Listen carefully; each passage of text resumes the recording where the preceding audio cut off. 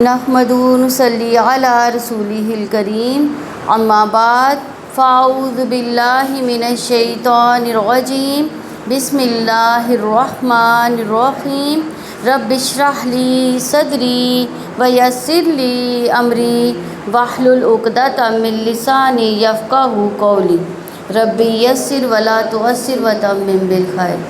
جہاں علم حاصل کرنے کے فائدے ہوتے ہیں وہاں علم نہ حاصل کرنے کے نقصانات بھی ہوتے ہیں۔ لا علمی اپنی اور دوسروں کی گمراہی کا باعث ہوتی ہے۔ مثلا ایک ماں اگر جاہل ہے تو وہ کیا خود بھی بھٹکی ہوگی اور اپنے بچوں کو بھی کیا کرے گی، بھٹکا دے گی۔ اور اسی طرح وہ تمام لیڈر جو صحیح طور پر علم نہیں رکھتے، جب وہ بغیر علم کے بات کرتے ہیں تو ان کی بات جہاں جہاں تک پہنچے گی وہ کیا ہوگی، گمراہی کا باعث بنے گی۔ قرآن مجید میں اللہ سبحانہ و تعالیٰ فرماتے ہیں کہ بہت سے لوگ ایسے ہیں جو بغیر علم کے محض اپنی خواہشات کے پیچھے لگ کر دوسروں کو بہکاتے رہتے ہیں۔ آپ کا رب ایسے حد سے بڑھ جانے والوں کو خوب جانتا ہے۔ رسول اللہ صلی اللہ علیہ وسلم نے فرمایا، دو خصلتیں ایسی ہیں جو منافق میں کبھی جمع نہیں ہو سکتی، اچھا اخلاق اور دین کی سمجھ۔ اور جب انسان دین کی سمجھ حاصل نہیں کرتا، غفلت میں زندگی بسر کرتا ہے تو پھر دل پر مہر لگ جاتی ہے، جیسا کہ فرمایا اسی طرح اللہ ان لوگوں کے دلوں پر مہر لگا دیتا ہے جو علم نہیں رکھتے۔ بن باز کہتے ہیں کہ انسان جب علم کی مجلسوں میں حاضر نہ ہو، نہ ہی خطبہ سنے اور اس کی پرواہ بھی نہ ہو، اہل علم کیا بتاتے ہیں کہ اس کی غفلت بڑھتی چلی جاتی ہے اور اس کا دل سخت ہو جائے گا یہاں تک کہ اس پر مہر لگا دی جائے گی تو وہ غافلوں میں شمار ہوگا۔ تو اللہ تعالیٰ ہمیں ان سے محفوظ فرمائے۔ 29واں پارہ۔ بسم اللہ الرحمن الرحیم تبارک الذی بیدہ الملک وہو علی کل شیء قدیر الذی خلق الموت والحیاة لیبلوکم ایکم احسن عملا وہو العزیز الغفور۔ سورہ ملک مکی ہے، اس میں 30 آیات اور 2 رکوع ہیں۔ سورہ ملک سفارش کرنے والی صورت ہے۔ رسول اللہ صلی اللہ علیہ وسلم نے فرمایا، بے شک قرآن میں 30 آیات پر مشتمل ایک صورت ہے، وہ ایسی ہے کہ جس نے ایک آدمی کے حق میں سفارش کی حتیٰ کہ اسے بخش دیا جائے گا۔ یہ عذاب قبر کو روکنے والی صورت ہے۔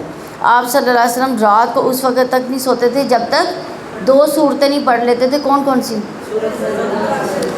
سورہ سجدہ اور سورہ ملک، یہ دونوں جب تک نہیں پڑھتے تھے تو تب تک نہیں سوتے تھے۔ آپ لوگوں نے کوئی اپنا معمول بنایا اس طرح سے؟ تو اس لیے ہم سب کے لیے بھی فائدہ اسی میں کہ ہم اس کو زبانی یاد کر لیں اور رات سونے سے پہلے پڑھنے کی عادت ڈال لیں۔ نہ بھی زبانی یاد ہو تو آپ دیکھ کر بھی پڑھ سکتی ہیں، کیونکہ ایک دن اپنے ان بستروں میں ہمیں نہیں سونا۔ کون سے بستروں میں سونا ہے؟ قبر کے بستر پہ سونا ہے۔ تو قبر ایک وحشت والی اور اندھیرے والی جگہ ہے اور جس میں روشنی قرآن سے ہوگی، اس لیے رات کو سوتے وقت اس سورت کو پڑھنا اپنے اوپر لازم کر لیں۔ اللہ تعالیٰ کے نام سے جو وسیع رحمت والا، نہایت رحم والا ہے، بڑا بابرکت ہے، وہ جس کے ہاتھ میں تمام بادشاہت ہے اور وہ ہر چیز پر پوری قدرت رکھنے والا ہے، یعنی وہ سب سے بلند و بالا ہے۔ سب بھلائیاں اور سب خیر اسی ذات سے ہے اور وہ ہر چیز پر قادر ہے، سب کچھ کر سکتا ہے۔ تو زندگی میں جب کچھ مسئلہ پیش آئے، جب کوئی دعا کرے تو اس کو اللہ کے لیے مشکل نہ سمجھے اور اللہ تعالیٰ کی ان صفات کا واسطہ دے کر اللہ تعالیٰ سے دعا کریں کہ اللہ تعالیٰ آپ تو ہر چیز پر قادر ہیں، اس لیے آپ میری یہ دعا سن لیں، آپ میری مشکل آسان کر دیں۔ عموماً ہم دعا کرتے ہیں لیکن پوری دل جمعی کے ساتھ دعا نہیں کرتے، یقین کے ساتھ نہیں کرتے۔ ہمیں یہ ہوتا ہے کہ پتہ نہیں قبول ہو کہ نہ ہو، لیکن پورے یقین کے ساتھ دعا کرنی چاہیے۔ اس ایمان کے ساتھ نہیں کرتے کہ اللہ تعالیٰ سب کچھ کر سکتا ہے تو پھر ہمارے دل کے اندر وہ قبولیت کی امید کیوں نہیں آ سکتی؟ تو قبولیت کی امید رکھتے ہوئے اللہ کو جو ہے نا خوب اس کو دل سے یاد کریں، دل سے پکاریں۔ تو وہ ذات جس نے موت اور زندگی کو پیدا کیا تاکہ وہ تمہیں آزمائے کہ تم میں سے کون عمل میں زیادہ اچھا ہے، وہ سب پر غالب بے حد بخشنے والا ہے۔ یعنی اللہ سبحانہ تعالیٰ نے موت اور زندگی کیوں پیدا کی؟ تاکہ اللہ تعالیٰ ہماری آزمائش کریں۔ یہ پہلے موت تھی، پھر زندگی اللہ تعالیٰ نے دی، پھر عدم سے دوبارہ انسان وجود میں آئے گا، پھر موت ہوگی، پھر زندگی ہوگی اور یہ زندگی کبھی ختم نہیں پھر ہوگی۔ تو آج کی یہ زندگی جو اس وقت ہمیں 2 موتوں کے بیچ میں ہے، وہ زندگی بڑی قیمتی کی ہے، یہ زندگی کس مقصد کے لیے بنائی گئی؟ لیبلوکم ایکم احسن عملا، یہ کہ دیکھ رہا ہے کہ تم میں سے اچھے اچھے عمل کون کر رہا ہے، احسن عمل کون کر رہا ہے، اب بہترین عمل کس کے ہیں۔ تو اس لیے ہم سب کو یہ دیکھنا چاہیے کہ کیا ہم اپنی زندگی کا مقصد پورا کر رہے ہیں۔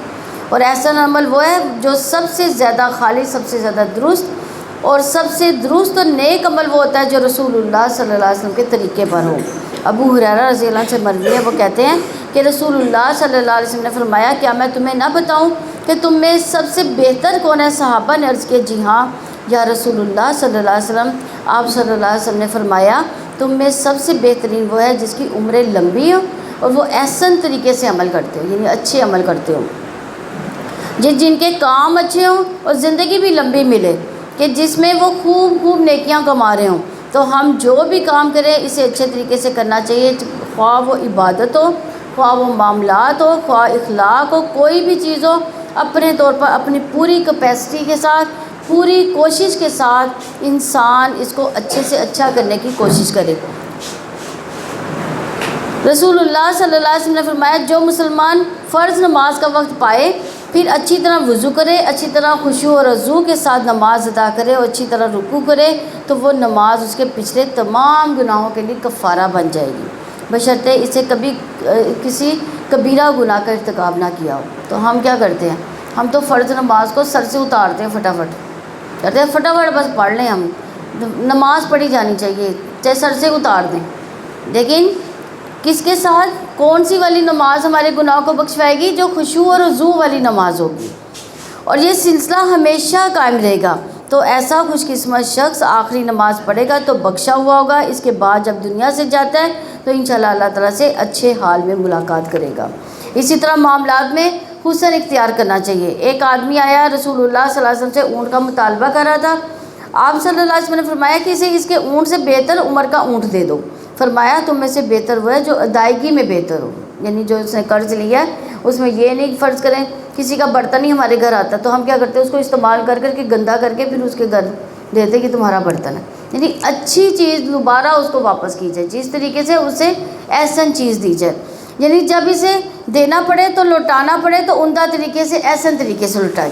اسی طرح اخلاق میں حسن کیا ہے کہ رسول اللہ صلی اللہ علیہ وسلم نے فرمایا، بے شک تم میرے نزدیک سب سے محبوب وہ لوگ ہیں جن کے اخلاق اچھے ہیں۔ تو انسان کو صرف دنیاوی معاملات میں، صرف مال و دولت میں ہی ایکسیلنس کے لیول پر نہیں ہونا چاہیے، ہر چیز کے اندر اسے خوبصورتی پر اختیار کرنی چاہیے۔ اور ویسے بھی ان اللہ جمیل یحب الجمال، اللہ تعالیٰ خوبصورت ہے، خوبصورتی کو پسند کرتا ہے۔ تو اعمال میں بھی خوبصورتی، معاملات میں بھی خوبصورتی، تو پھر کون ہے وہ اللہ تعالیٰ؟ یہ سورہ اللہ سبحانہ و تعالیٰ کی بہترین تعارف بھی کرواتی ہے، جس میں اللہ کی بہت سی صفات اور افعال کا ذکر ہے۔ اس لیے آگے فرمایا، وہ ذات جس نے اوپر نیچے 7 آسمان پیدا کیے تو رحمان کی تخلیق میں کوئی کمی بیشی نہ دیکھو گے۔ پھر نگاہ لوٹاؤ، کیا تم کوئی شگاف دیکھتے ہو؟ پھر بار بار نگاہ لوٹاؤ، نگاہ تمہاری طرف نامراد ہو کے اسی حال میں وہ تھکی ہوئی ہو کر پلٹ آئے گی۔ اور ہم نے قریب کے آسمان کو چراغوں سے سجایا، ہم نے ان کو شیطانوں کے مار بھگانے کا ذریعہ بنایا، ہم نے ان کے لیے بھڑکتی ہوئی آگ کا عذاب تیار کر رکھا تھا۔ یعنی آسمان ہمیں نظر آتا ہے یہ ستاروں سے بھرا ہوا ہے، تو یہ کس کے لیے بنائے؟ شیطانوں کو مار بھگانے کے لیے، آسمانوں کی حفاظت کے لیے۔ اور جن لوگوں نے اپنے رب کے ساتھ کفر کیا ان کے لیے جہنم کا عذاب ہے، وہ بہت برا ٹھکانہ ہے۔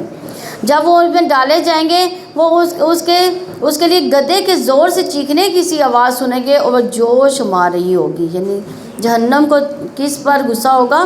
گناہ گاروں پر، کہ تم اللہ تعالیٰ کی نافرمانی کر کے یہاں آئے ہو۔ یعنی اللہ سبحانہ تعالیٰ نے جنوں انس کے لیے انسانوں کو ہی رسول بنا کر بھیجا، جیسا کہ قرآن مجید میں آتا ہے کہ اے جنوں اور انسانوں کی جماعت، کیا تمہارے پاس تم میں سے کوئی رسول نہیں آئے جو تم پر میری آیات بیان کرتے ہوں اور تمہیں اس دن کی ملاقات سے ڈراتے ہو۔ یعنی اللہ تعالیٰ نے انسانوں کو خبردار کرنے کے لیے ہر دور میں رسولوں اور نبیوں کا انتظام کیا۔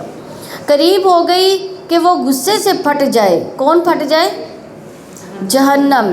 جب کبھی کوئی گروہ اس میں ڈالا جائے گا تو اس کے نگران ان سے پوچھیں گے، جو جہنم کے نگران ہیں وہ کیا پوچھیں گے؟ کیا تمہارے پاس کوئی ڈرانے والا نہیں آیا؟ وہ کہیں گے کیوں نہیں، ہمارے پاس خبردار کرنے والا آیا تو ہم نے جھٹلا دیا، ہم نے کہا کہ اللہ تعالیٰ نے کوئی چیز نازل نہیں کی۔ تم ایک بڑی گمراہی میں ہو، یعنی ہم نے ہدایت دینے والے کو ہی گمراہ قرار دے دیا۔ اور وہ کہیں گے اگر ہم سنتے یا سمجھتے ہوتے تو آج ہم بھڑکتی ہوئی آگ والوں میں سے نہ ہوتے۔ یہ کون کہیں گے؟ جہنمی کہیں گے کہ اگر ہم دنیا میں سن لیتے تو آج ہم اس میں نہ ہوتے۔ سو وہ اپنے گناہوں کا اعتراف کریں گے، سو دوری ہے بھڑکتی ہوئی آگ والوں کے لیے، یعنی اہل دوزخ بھی مایوس ہو جائیں گے کیونکہ کوئی ان کی سنوائی نہیں ہو رہی ہوگی، ان کی کوئی بات نہیں سنے گا، کوئی ان کی آو فریاد سننے والا کوئی نہ ہوگا۔ جو لوگ بن دیکھے اپنے رب سے ڈرتے ہیں یقیناً ان کے لیے بخشش اور بڑا اجر ہے، یعنی انہوں نے اللہ سبحانہ تعالیٰ کو دیکھا نہیں لیکن پھر بھی اللہ سے ڈرتے ہیں، یعنی اللہ سبحانہ تعالیٰ کے ڈر کے کام کرتے ہیں، چاہے وہ لوگوں کے سامنے کرتے ہوں یا چاہے وہ چھپ کے کام کرتے ہو، لیکن اللہ تعالیٰ سے ڈرتے ہیں۔ اسی طرح اس کا معنی یہ ہے کہ لوگوں سے چھپ کر نیک اعمال کرنے والے ہیں، اپنی تنہائیوں میں اپنے رب سے ڈرتے ہیں، اپنی نمازیں، اپنی عبادت تنہائیوں میں اللہ سے ڈر کے وہ سب کام کر رہے ہوتے ہیں۔ رسول اللہ صلی اللہ علیہ وسلم نے فرمایا جو اپنے عمل صالح کو مخفی رکھنے کی طاقت رکھتا ہے تو اسے چاہیے کہ وہ ایسا ہی کرے، یعنی جیسے صدقہ چھپا کر کرنا یا نوافل چھپ کر ادا کرنا، ذکر کرنا، اپنی نیکیوں کو بہت زیادہ پرچار نہ کرنا، اپنی عبادت کو چھپانا ایک بہترین عمل ہے۔ ایوب سختانی ساری رات عبادت کرتے اور اسے پھر چھپاتے بھی تھے، جب صبح قریب ہوتی تو اونچی آواز میں قرآن پڑھنا شروع کر دیتے، گویا کہ انہوں نے اب بھی نماز شروع کی ہے، گھر والوں کو نہیں بتاتے تھے۔ نبی صلی اللہ علیہ وسلم نے فرمایا 7 طرح کے لوگوں کو اللہ اس دن اپنے سائے میں جگہ دے گا جس دن اس کے سائے کے سوا کوئی سایہ نہ ہوگا۔ ان میں سے ایک وہ شخص ہے جس نے صدقہ کیا مگر اتنا چھپا کر بائیں ہاتھ کو خبر ہی نہیں ہوئی، اس کے دائیں ہاتھ نے دیا کیا۔ اسی طرح تنہائی میں اللہ کی یاد میں آنسو بہانے چاہیے، یعنی اکیلے میں رونا چاہیے۔ بعض کا ہم مجلس میں ہوتے ہیں، کوئی بات ہمیں اچھی لگتی ہے، ہمارے دل پر اترتی ہے، ہماری آنکھوں میں آنسو بھی آتے ہیں، یا تراویح پڑھتے ہیں یا قیام کرتے ہیں تو وہ بھی ٹھیک ہے، اس میں بھی منع نہیں ہے، رونا آنا چاہیے، لیکن وہ بھی خالصتاً اللہ تعالیٰ کے لیے ہونا چاہیے۔ اور اس کے علاوہ جب انسان اکیلا ہو تو اللہ کو یاد کر کے روئے، کیونکہ وہ آنسو بڑا قیمتی ہے جو تنہائی میں صرف اللہ تعالیٰ کی یاد میں بہایا جائے۔ اور تم اپنی بات چھپاؤ یا اس کو ظاہر کر دو، یقیناً وہ تو سینوں والی بات کو خوب جاننے والا ہے۔ کیا وہی نہیں جانتا جس نے پیدا کیا؟ اور وہ نہایت باریک بین خوب باخبر ہے، یعنی جس نے انسان کو پیدا کیا کیا وہ انسان کے دل کے حالات نہیں جانے گا؟ وہ ذات جس نے تمہارے لیے زمین کو تابع بنا دیا سو تم اس کے راستوں پر چلو، اس کے رزق میں سے کھاؤ، اسی کی طرف قبروں میں اٹھ کر جانا ہے۔ یعنی اب آپ دیکھ رہے ہیں کہ مسلسل اللہ سبحانہ تعالیٰ کا تعارف کروایا جا رہا ہے، یعنی زمین میں رزق کی تلاش میں گھومو پھرو، اللہ تعالیٰ کے رزق کو استعمال کرو، یہ بھی عبادت ہے جب انسان اس کو اچھے طریقے سے حاصل کرتا ہے۔ تو کیا تم اس سے بے خوف ہوگے جو آسمان میں ہے وہ تمہیں زمین میں دھسا دے تو اچانک وہ خجکولے کھانے لگے؟ کیا تم اس سے بے خوف ہوگے ہو جو آسمان میں ہے کہ تم پر پتھراؤ والی آندھی بھیج دے، پھر جلد ہی تم جان لوگے کیسا تھا میرا ڈرانا۔ یعنی کون ہے آسمان میں؟ اللہ سبحانہ و تعالیٰ۔ تو بلا شبہ یقیناً ان سب لوگوں نے بھی جھٹلایا تھا، پھر کیسا تھا میرا عذاب۔ اور کیا انہوں نے اپنے اوپر پرندوں کو نہیں دیکھا اس حال میں کہ وہ پر پھیلائے ہوئے ہیں، کبھی سمیٹ لیتے، رحمان کے سوا انہیں کون تھام سکتا ہے؟ بلا شبہ وہ ہر چیز کو خوب دیکھنے والا ہے۔ یا کون ہے وہ جو تمہارا لشکر ہو جو رحمان کے مقابلے میں تمہاری مدد کرے؟ کافر دھوکے میں پڑے ہوئے ہیں۔ یعنی انسان کو کبھی بھی یہ نہیں سوچنا چاہیے کہ کوئی ایسا طاقتور زور آور اکیلا کوئی لشکر پورا جو مجھے اللہ تعالیٰ کے عذاب سے بچا لے گا، کوئی بھی اللہ تعالیٰ سے بچانے والا نہیں ہے۔ یا وہ کون ہے جو تمہیں رزق دے اگر وہ اپنا رزق روک لے، بلکہ وہ سرکشی اور گریز پر اڑے ہوئے ہیں۔ یعنی یہ بات کہ جس کو اللہ تعالیٰ نے روک لیا، جس رزق کو کوئی دینے والا نہیں ہے۔ تو اس لیے ہم نماز کے بعد کیا دعا کرتے ہیں؟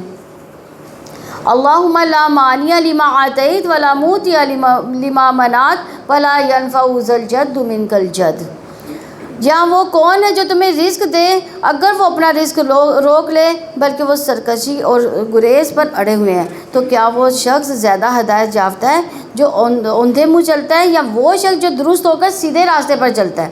کہہ دو وہ اللہ ہی وہی ہے جس نے تمہیں پیدا کیا، تمہارے لیے کان، آنکھیں، دل بنائی، تو بہت کم شکر ادا کرتے ہو۔ لیکن اللہ تعالیٰ نے جو ہمیں اعضاء دی ہیں، ایک آنکھ کا بھی ہم شکر ادا نہیں کر سکتے۔ کبھی ہم نے کیا کہ اللہ تعالیٰ شکر ہے کہ ہم دیکھنے کے قابل ہیں؟ کبھی آپ لوگوں نے کیا اپنے اعضاء کا شکر ادا کیا؟ کبھی اس پر غور کریں کہ جن کے پاس یہ چیزیں نہیں ہیں وہ کیسے یہ رہتے ہیں. غور کر کے اپنے جو نعمتیں ہیں اس پر شکر ادا کیا کریں. کہہ دو وہ وہی ہے جس نے تمہیں زمین میں پھیلایا ہے، اسی کی طرف تم جمع کیے جاؤ گے. اور وہ کہتے ہیں اگر تم سچے ہو تو یہ وعدہ کب پورا ہوگا؟ کہہ دو یقیناً اس کا علم صرف اللہ تعالیٰ کے پاس ہے، اور حقیقتاً میں کھلا ڈرانے والا ہوں. پر جب وہ اس کو قریب سے دیکھیں گے تو ان کے چہرے بگڑ جائیں گے جنہوں نے کفر کیا، اور کہا جائے گا کہ یہی ہے وہ جس کو تم مانگا کرتے تھے. یعنی دنیا میں تو کہتے تھے عذاب لے آؤ. اور کیا تم نے دیکھا کہ اگر اللہ تعالیٰ مجھے اس کو ہلاک کر دے جو میرے ساتھ ہیں، یا وہ ہم پر رحم فرمائے تو کافروں کو دردناک عذاب سے کون پناہ دے گا؟ کہہ دو کہ وہی وسیع رحمت والا ہے، اس پر ہم ایمان لائے، اسی پر ہم نے بھروسہ کیا، تو جلد ہی تم جان لوگے کھلی گمراہی میں کون پڑا ہوا ہے. کہہ دو کیا تم نے نہیں دیکھا اگر تمہارا پانی گہرا چلا جائے تو کون ہے وہ جو تمہیں بہتا ہوا پانی لا دے؟ یعنی دیکھیں اللہ تعالیٰ نے جو ہمارے گناہوں کے باوجود ہم سے اپنا پانی نہیں روکا. نہ اگر زمین کے بالکل پانی گہرا چلا جائے، یعنی فرض کریں کہ نیچے لاوا ہے نا، اس سے پیچھے نیچے اگر پانی اتنا نیچے چلا جائے کہ لاوا اور پانی مل کے ختم ہو جائے، تو کون ہے جو ہمیں پانی لا دے گا؟ آسمان سے کون ہے جو پانی برساتا ہے؟ اللہ تعالیٰ. سورہ قلم مکی ہے، اس میں 52 آیات اور 2 رکوع ہے. اللہ تعالیٰ کے نام سے جو وسیع رحمت والا نہایت رحم والا ہے. نون، قلم کی قسم اور اس کی قسم جو وہ لکھتے ہیں. یعنی اللہ سبحانہ تعالیٰ نے قلم کی قسم کھائی ہے کیونکہ اس کے ساتھ تمام الہامی کتابیں لکھی گئی اور باقی علوم بھی اس کے ساتھ ہی ضبط کیے گئے. اللہ سبحانہ تعالیٰ نے قلم کو یہ شرف بھی بخشا کہ اسے اپنے ہاتھوں سے پیدا کیا. 4 چیزیں اللہ تعالیٰ نے اپنے ہاتھ سے پیدا کی: عرش، قلم، آدم اور جنت عدن. اور پھر باقی مخلوق سے کہا کہ ہو جاؤ تو وہ بن گئی. پھر اسی طرح ایک اور روایت میں آتا ہے کہ اللہ تعالیٰ نے سب سے پہلے قلم کو پیدا کیا تو اسے اپنے دائیں ہاتھ میں پکڑا. اللہ کے دونوں ہاتھ دائیں ہیں. پھر اس نے دنیا کو اور دنیا میں کیے جانے والے ہر عمل اور معمول کو، نیکی بدی، خشک تر، سب کچھ لکھ دیا. سب چیزوں کو اپنے پاس ذکر میں شمار کر لیا، یعنی لوہے محفوظ میں رکھا.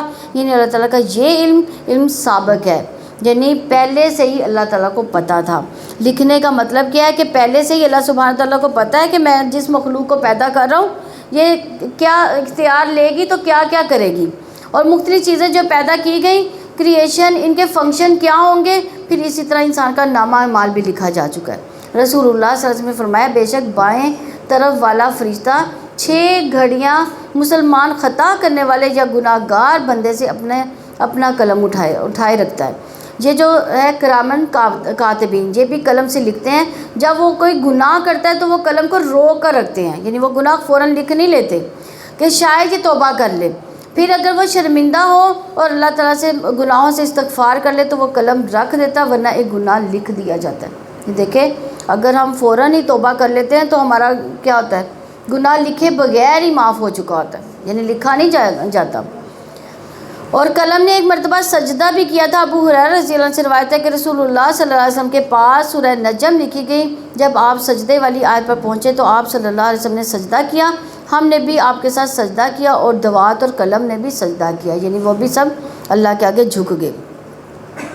آپ اپنے رب کے فضل سے ہرگز دیوانے نہیں ہیں. یعنی علم اس بات پر گواہ ہے کہ ان کی روشنی میں اس بات پر گواہی دی جاتی ہے کہ آپ صلی اللہ علیہ وسلم اپنے رب کے فضل سے دیوانے نہیں ہیں. اس وقت وہ لوگ کیا کہتے تھے کہ پاگل ہے، دیوانہ ہے. تو اللہ تعالیٰ نے اس بات کی گارنٹی دی ہے کہ یہ دیوانے نہیں ہیں، یہ مخالفین کے الزامات ہیں. اور آپ کے لیے یقیناً ایسا اجر ہے جو منقطع ہونے والا نہیں ہے. یعنی آپ کا اجر، آپ نے جو بھی اعمال کیے ان کا سلسلہ مرنے کے بعد بھی ختم ہونے والا نہیں ہے، کیونکہ قرآن سارے کا سارا آپ کے ذریعے ہم تک پہنچا. ہم قرآن مجید کا 1 حرف بھی پڑھتے تو اگر اس کی 10 نیکیاں ملتی ہیں تو اس کی نیکیاں نبی صلی اللہ علیہ وسلم کو بھی ملتی ہیں، کیونکہ ان کے ذریعے سے یہ قرآن ہم تک پہنچا. امت میں سے جتنے لوگ ہیں جو بھی قرآن پڑھتا ہے، ان کو دن کو رات کو دیکھ کر زبانی کچھ حصہ نمازوں میں یا بغیر نمازوں کے اس سارے پڑھنے کا ثواب کس کو جا رہا ہے؟ نبی پاک صلی اللہ علیہ وسلم کو جاتا ہے. اسی طرح اس قرآن کے جو احکامات پر ہم عمل کرتے ہیں، مثلا یہ کہا جاتا ہے کہ نماز پڑھو تو ہم نماز پڑھتے ہیں، تو اس کا اجر بھی نبی صلی اللہ علیہ وسلم کو بھی جاتا ہے، کیونکہ آپ کے ذریعے یہ ہمیں ملا. پھر اسی طرح آپ کی احادیث ہیں، پھر اسی طرح آپ کی سیرت سے انسپائر ہو کر ہم جو کچھ کرتے ہیں وہ سب اجر بھی ہم کو تو ملتا ہی ہے لیکن ساتھ ساتھ نبی صلی اللہ علیہ وسلم کو بھی ملتا ہے۔ تو اس لیے اللہ تعالیٰ نے فرمایا وَإِنَّ لَكَ لَأَجْرًا غَيْرَ مَمْنُونٍ، آپ کے اجر کا وہ سلسلہ ہے جسے کبھی ختم ہونا ہی نہیں ہے۔ اور بلا شبہ آپ یقیناً عظیم اخلاق پر ہیں، یعنی آپ کا اخلاق بھی کیا تھا؟ قرآن تھا۔ آپ صلی اللہ علیہ وسلم نے فرمایا مجھے اچھے اخلاق کی تکمیل کے لیے بھیجا گیا، اور آپ کے اچھے اخلاق کی گواہی آپ کے گھر والوں نے دی۔ حضرت عائشہ رضی اللہ عنہا کہتی ہیں کہ آپ صلی اللہ علیہ وسلم کا اپنے گھر والوں کے ساتھ اخلاق بہترین تھا، آپ سب سے زیادہ اچھے اخلاق والے تھے۔ آپ کوئی بیہودہ کام یا فحش گوئی نہیں کرتے تھے، نہ ہی بازاروں میں شور و غل کرنے والے تھے، نہ برائی کا بدلہ برائی سے دیتے تھے بلکہ معاف کرتے درگزر فرماتے تھے۔ تو یہ اچھے اخلاق کی علامات ہے جو حضرت عائشہ رضی اللہ عنہ سے بیان ہوئی ہیں۔ اچھا اخلاق ایمان کی تکمیل کرتا ہے۔ مومنوں میں سب سے زیادہ کامل ایمان والے وہ مومن ہوتے ہیں جن کا اخلاق اچھا ہوتا ہے۔ اسی طرح اسلام کی خوبصورتی اچھے اخلاق کے ساتھ ہے۔ میزان میں سب سے بھاری جو چیز ہے وہ نیکی یعنی عمدہ اخلاق ہے، اور جنت میں خوبصورت گھر اس کا ہے جو اپنے اخلاق میں عمدہ ہے۔ اللہ تعالیٰ ہم سب کو بھی اچھے اخلاق والا بنائے۔ چنانچہ جلدی آپ دیکھیں گے، وہ بھی دیکھیں گے کہ تم میں سے کون فتنے میں ڈالا ہوا ہے، بلا شبہ تمہارا رب بھی زیادہ جاننے والا ہے اس کو جو اس کے راستے سے بھٹک گیا، اور وہ ہدایت یافتہ لوگوں کو بھی زیادہ جاننے والا ہے۔ چنانچہ آپ جھٹلانے والوں کا کہا نہ مانیں، وہ چاہتے کہ کاش آپ نرمی اختیار کریں تو وہ بھی نرم پڑ جائیں، اور کسی ایسے شخص کا کہا مت ماننا جو بہت قسمیں کھانے والا ذلیل ہے، یعنی جھوٹی قسم کا سہارا لینے والا، بار بار پر قسم کھا کر اپنی بات کو سچ ثابت کرنے والا۔ نبی صلی اللہ علیہ وسلم نے فرمایا جو کسی کے دباؤ میں آ کر جھوٹی یا سچی قسم کھا لے تو اسے چاہیے کہ اس کا سبب اپنا ٹھکانہ جہنم میں بنا لے۔ اس لیے قسم بہت سوچ سمجھ کر کھانی چاہیے۔ بہت تانے دینے والا، چگلی میں بہت دوڑ دھوپ کرنے والا، یعنی یہاں جو خصوصیات بیان کی گئی ہے، ایک طرف نبی صلی اللہ علیہ وسلم کی اعلیٰ اخلاق تھے، دوسری طرف گواہی اللہ سبحانہ تعالیٰ نے دی کہ دوسری طرف آپ کے دشمن کا اخلاق ہے جو انتہائی بد اخلاق ہیں۔ اس کی بد اخلاقی کی یہاں ڈیٹیل بتائی گئی کہ آپ کے اخلاق کی تفصیلات نہیں بتائی گئی، لیکن بد اخلاقی کی تفصیلات یہاں بتائی گئی کہ جو لوگ آپ کے دشمن ہیں وہ کیا کیا کام کرتے ہیں۔ روایت میں آتا ہے کہ یہ ولید بن مغیرہ کی طرف اشارہ تھا کہ نبی صلی اللہ علیہ وسلم کے پیغام کو سمجھ بھی گیا تھا لیکن اس کے باوجود آپ سے دشمنی رکھتا تھا۔ اس کا طریقہ کیا تھا کہ تانے دینے والا چگلیاں کرتا پھرتا تھا۔ چگلی وہ ہوتی تھی کہ جو لوگوں میں فساد پیدا کر دیتی، ادھر کی باتیں ادھر، ادھر کی باتیں ادھر۔ نبی صلی اللہ علیہ وسلم نے فرمایا کہ اللہ کے بہترین بندے وہ ہیں کہ انہیں دیکھ کر اللہ یاد آ جائے، اور اللہ کے بدترین بندے وہ ہیں جو چغل خوری کرتے ہیں، دوستوں کے درمیان تفریق پیدا کرتے ہیں، باغی بیزار ہوتے ہیں۔ چغل خور کے بارے میں حدیث میں آتا ہے کہ وہ جنت میں داخل نہ ہوں گے، اور چغل خور کے لیے نبی صلی اللہ علیہ وسلم نے ایک قبر کے پاس سے گزرتے ہوئے بتایا کہ اس کو چغل خوری کی وجہ سے عذاب قبر ہو رہا ہے۔ تو غیبت تو چگلی صرف دنیا میں ہی نہیں، آخرت کے لیے بھی بہت سخت نقصان دہ ہے۔ دنیا میں بھی فساد پیدا ہوتا ہے اور بہت سے خیر سے انسان محروم ہو جاتا ہے، لیکن آخرت کے اعتبار سے بہت ہی نقصان دہ چیزیں، ان سے بچنا بھی چاہیے۔ اللہ تعالیٰ ہمیں چغل خوری اور غیبت سے محفوظ فرمائے۔ بھلائی سے بہت روکنے والا، حد سے بڑھنے والا سخت گناہ گار ہے، سخت مزاج، اکھڑا ہے، پھر اس کے بعد بے نسب بھی ہے، یہ کہ وہ مال والا اور بیٹوں والا ہے۔ یعنی اس کے تکبر بد اخلاقی کی بنیاد کیا ہے کہ وہ اس کے پاس مال اور اولاد بہت زیادہ، اس نے مال اور اولاد پا کے جو ہے وہ یعنی وہ اس نے یہ سمجھا کہ میں اللہ تعالیٰ کا پسندیدہ بندہ بن گیا۔ عموماً یہی ہوتا ہے کہ جس شخص کے پاس مال آ جاتا ہے اور اس کے رویے میں تکبر آ جاتا ہے، وہ دوسروں کو حقیر سمجھنے لگتا ہے۔ تو یہاں پر آخر میں یہی بات بتائی گئی کہ اس بنا پر یہ ساری چیزیں کر رہا ہے۔ ہونا تو یہ چاہیے تھا کہ جس رب نے اس کو مال اور اولاد دیا تو اس کو کیا کرنا چاہیے تھا؟ شکر ادا کرنا چاہیے تھا، لیکن اللہ کے آگے مزید اس کو ہمبل بھی ہونا چاہیے تھا، لیکن اس نے کیا کیا؟ بعض روایت میں آتا ہے کہ وہ 9 اور بعض میں آتا ہے کہ 13 بیٹے تھے اس کے، ولید بن مغیرہ کے، جس کے اتنے بیٹے ہوں، وہ سردار بھی ہو، اس کے پاس مال کی کثرت بھی ہو اور سب کمانے والے بیٹے ہوں، تو ایسے ایک شخص کے اندر اس طرح کی باتیں آ جاتی ہیں۔ کچھ بعید نہیں، لیکن یہ کوئی جسٹیفیکیشن بھی نہیں ہے، چونکہ یہ سب کچھ ملا ہوا ہے، اس لیے ہمیں ایسا رویہ اختیار کرنے کی کھلی چھٹی مل گئی۔ ایسے ہی ہوتا ہے نا کہ ہم جس پر چاہیں ظلم ڈھا سکتے ہیں۔ اب تو اس سے انسان کو بچنا چاہیے۔ اکڑ مزاج انسان جہنم کی نظر ہوگا۔ نبی صلی اللہ علیہ وسلم نے فرمایا کیا میں تمہیں اہل جہنم کے متعلق نہ بتاؤں؟ فرمایا ہر اکڑ مزاج کینہ پرور متکبر اکھڑ مزاج کا مطلب کیا ہے کہ ذرا سی بات کریں تو فوراً ہی برس پڑے، چھوٹی سی بات پر اس کو غصہ آ جائے اور بد تہذیبی سے بات کرے، بد اخلاقی سے بات کرے۔ جب ہماری آیات اس پر پڑھی جاتی ہیں تو وہ کہتا ہے پہلوں کی کہانیاں ہیں، یعنی قرآن کو بھی ماننے والا نہیں ہے، جلد ہی ہم اس کی ناک پر داغ لگائیں گے۔ یقیناً ہم نے انہیں بھی ویسے ہی آزمائش میں ڈالا جیسے ہم نے باغ والوں کی آزمائش کی تھی، جب انہوں نے قسم کھائی کہ وہ صبح سویرے ہی اس کا پھل ضرور توڑیں گے۔ یعنی ایک واقعہ ہی اس میں کہ ایک نیک انسان کی اولاد جو خود نیک تھا، خدا ترستا اور اپنی زندگی میں جو بھی اس کے پاس باغ میں سے آمدنی ہوتی تھی اس میں سے غریبوں اور مسکینوں کا حصہ ضرور نکالتا تھا۔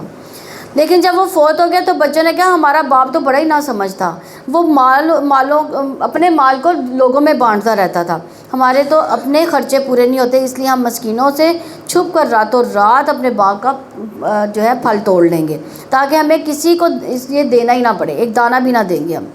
وہ استثناء نہیں کر رہے تھے اور چنانچہ تیرے رب کی طرف سے ایک اچانک عذاب پھر گیا، حالانکہ وہ سو رہے تھے تو وہ باغ صبح کو کٹی ہوئی فصل کی مانند ہو گیا۔ پھر صبح ہوتے ہی انہوں نے ایک دوسرے کو پکارا یہ کہ صبح صبح اپنی کھیتی پر پہنچو اگر تم پھل توڑنے والے ہیں۔ یعنی وہ کیا چاہتے تھے، اگر دوپہر کو پھل توڑا تو غریب مسکین لوگ آ جائیں گے لینے کے لیے، تو ہم کیا کرتے ہیں اندھیر منہ صبح صبح ہی چلے جائیں گے، کوئی آنے والا ہی نہیں ہوگا۔ چنانچہ وہ چل پڑے اور آپس میں چپکے باتیں کرتے جاتے تھے کہ آج کوئی مسکین تمہارے پاس باغ میں ہرگز داخل نہ ہونے پائے، اور صبح صبح نکلے اس خیال میں کہ وہ مسکین کو روکنے پر قادر تھے، مگر جب انہوں نے اس باغ کو دیکھا تو کہا یقیناً ہم ضرور راستہ بھولے ہوئے ہیں، بلکہ ہم محروم ہیں۔ ان میں سے بہتر آدمی نے کہا کیا میں تمہیں کہتا نہ تھا کہ تم تسبیح کیوں نہیں کرتے؟ انہوں نے کہا پاک ہے ہمارا رب، بلا شبہ ہم ہی ظالم تھے۔ پھر وہ ایک دوسرے پر متوجہ ہو کے آپس میں ملامت کرنے لگے، انہوں نے کہا ہائے ہماری بربادی، یقیناً ہم حد سے بڑھے ہوئے ہیں۔ کیا ہوا اس باغ کو؟ جل گیا، پورے کا پورا باغ جل گیا۔ کس وجہ سے؟ یتیموں مسکینوں کا حصہ وہ نہیں نکالنا چاہتے تھے۔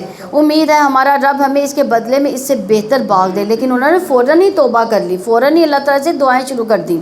یقیناً ہم اپنے رب ہی کی طرف راغب ہونے والے ہیں۔ اسی طرح عذاب آتا ہے، یقیناً آخرت کا عذاب اس سے بھی بڑا ہے، کاش کہ وہ جانتے ہوتے۔ یعنی اس واقعے میں سیکھنے کے لیے دو بڑے اہم سبق ہیں، ایک یہ کہ بری نیت رکھنے سے بھی انسان کو بعض کا سزا مل جاتی ہے، تو یہاں ان کا ارادہ برا تھا، ان کی نیت خراب ہوئی، ابھی انہوں نے کیا کچھ نہیں تھا، ابھی پھل توڑ کر گھر بھی نہیں لائے تھے، لیکن اس کی نیت کیا تھی کہ اب ایسا رویہ غلط رویہ تھا، بری نیت تھی، تو اللہ تعالیٰ نے فوراً اس کی پکڑ کر لی۔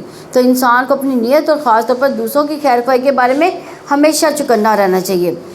بعض اوقات انسان اپنے دل میں بدگمانی پا لیتا ہے، بعض اوقات ایسی چیزوں کو جما لیتا ہے کہ جس کی کوئی بنیاد نہیں ہوتی، دوسرے کے بارے میں منفی سوچ پیدا کر کے اسی پر اپنے عمل اور رویے کو قائم رکھتا ہے، تو اس سے بھی بچنا چاہیے، کیونکہ اس سے بھی زندگی میں مشکلات پیدا ہوتی ہیں، دوسرے آپ کے خلاف اسی طرح بدگمانیاں رکھی جا سکتی ہیں۔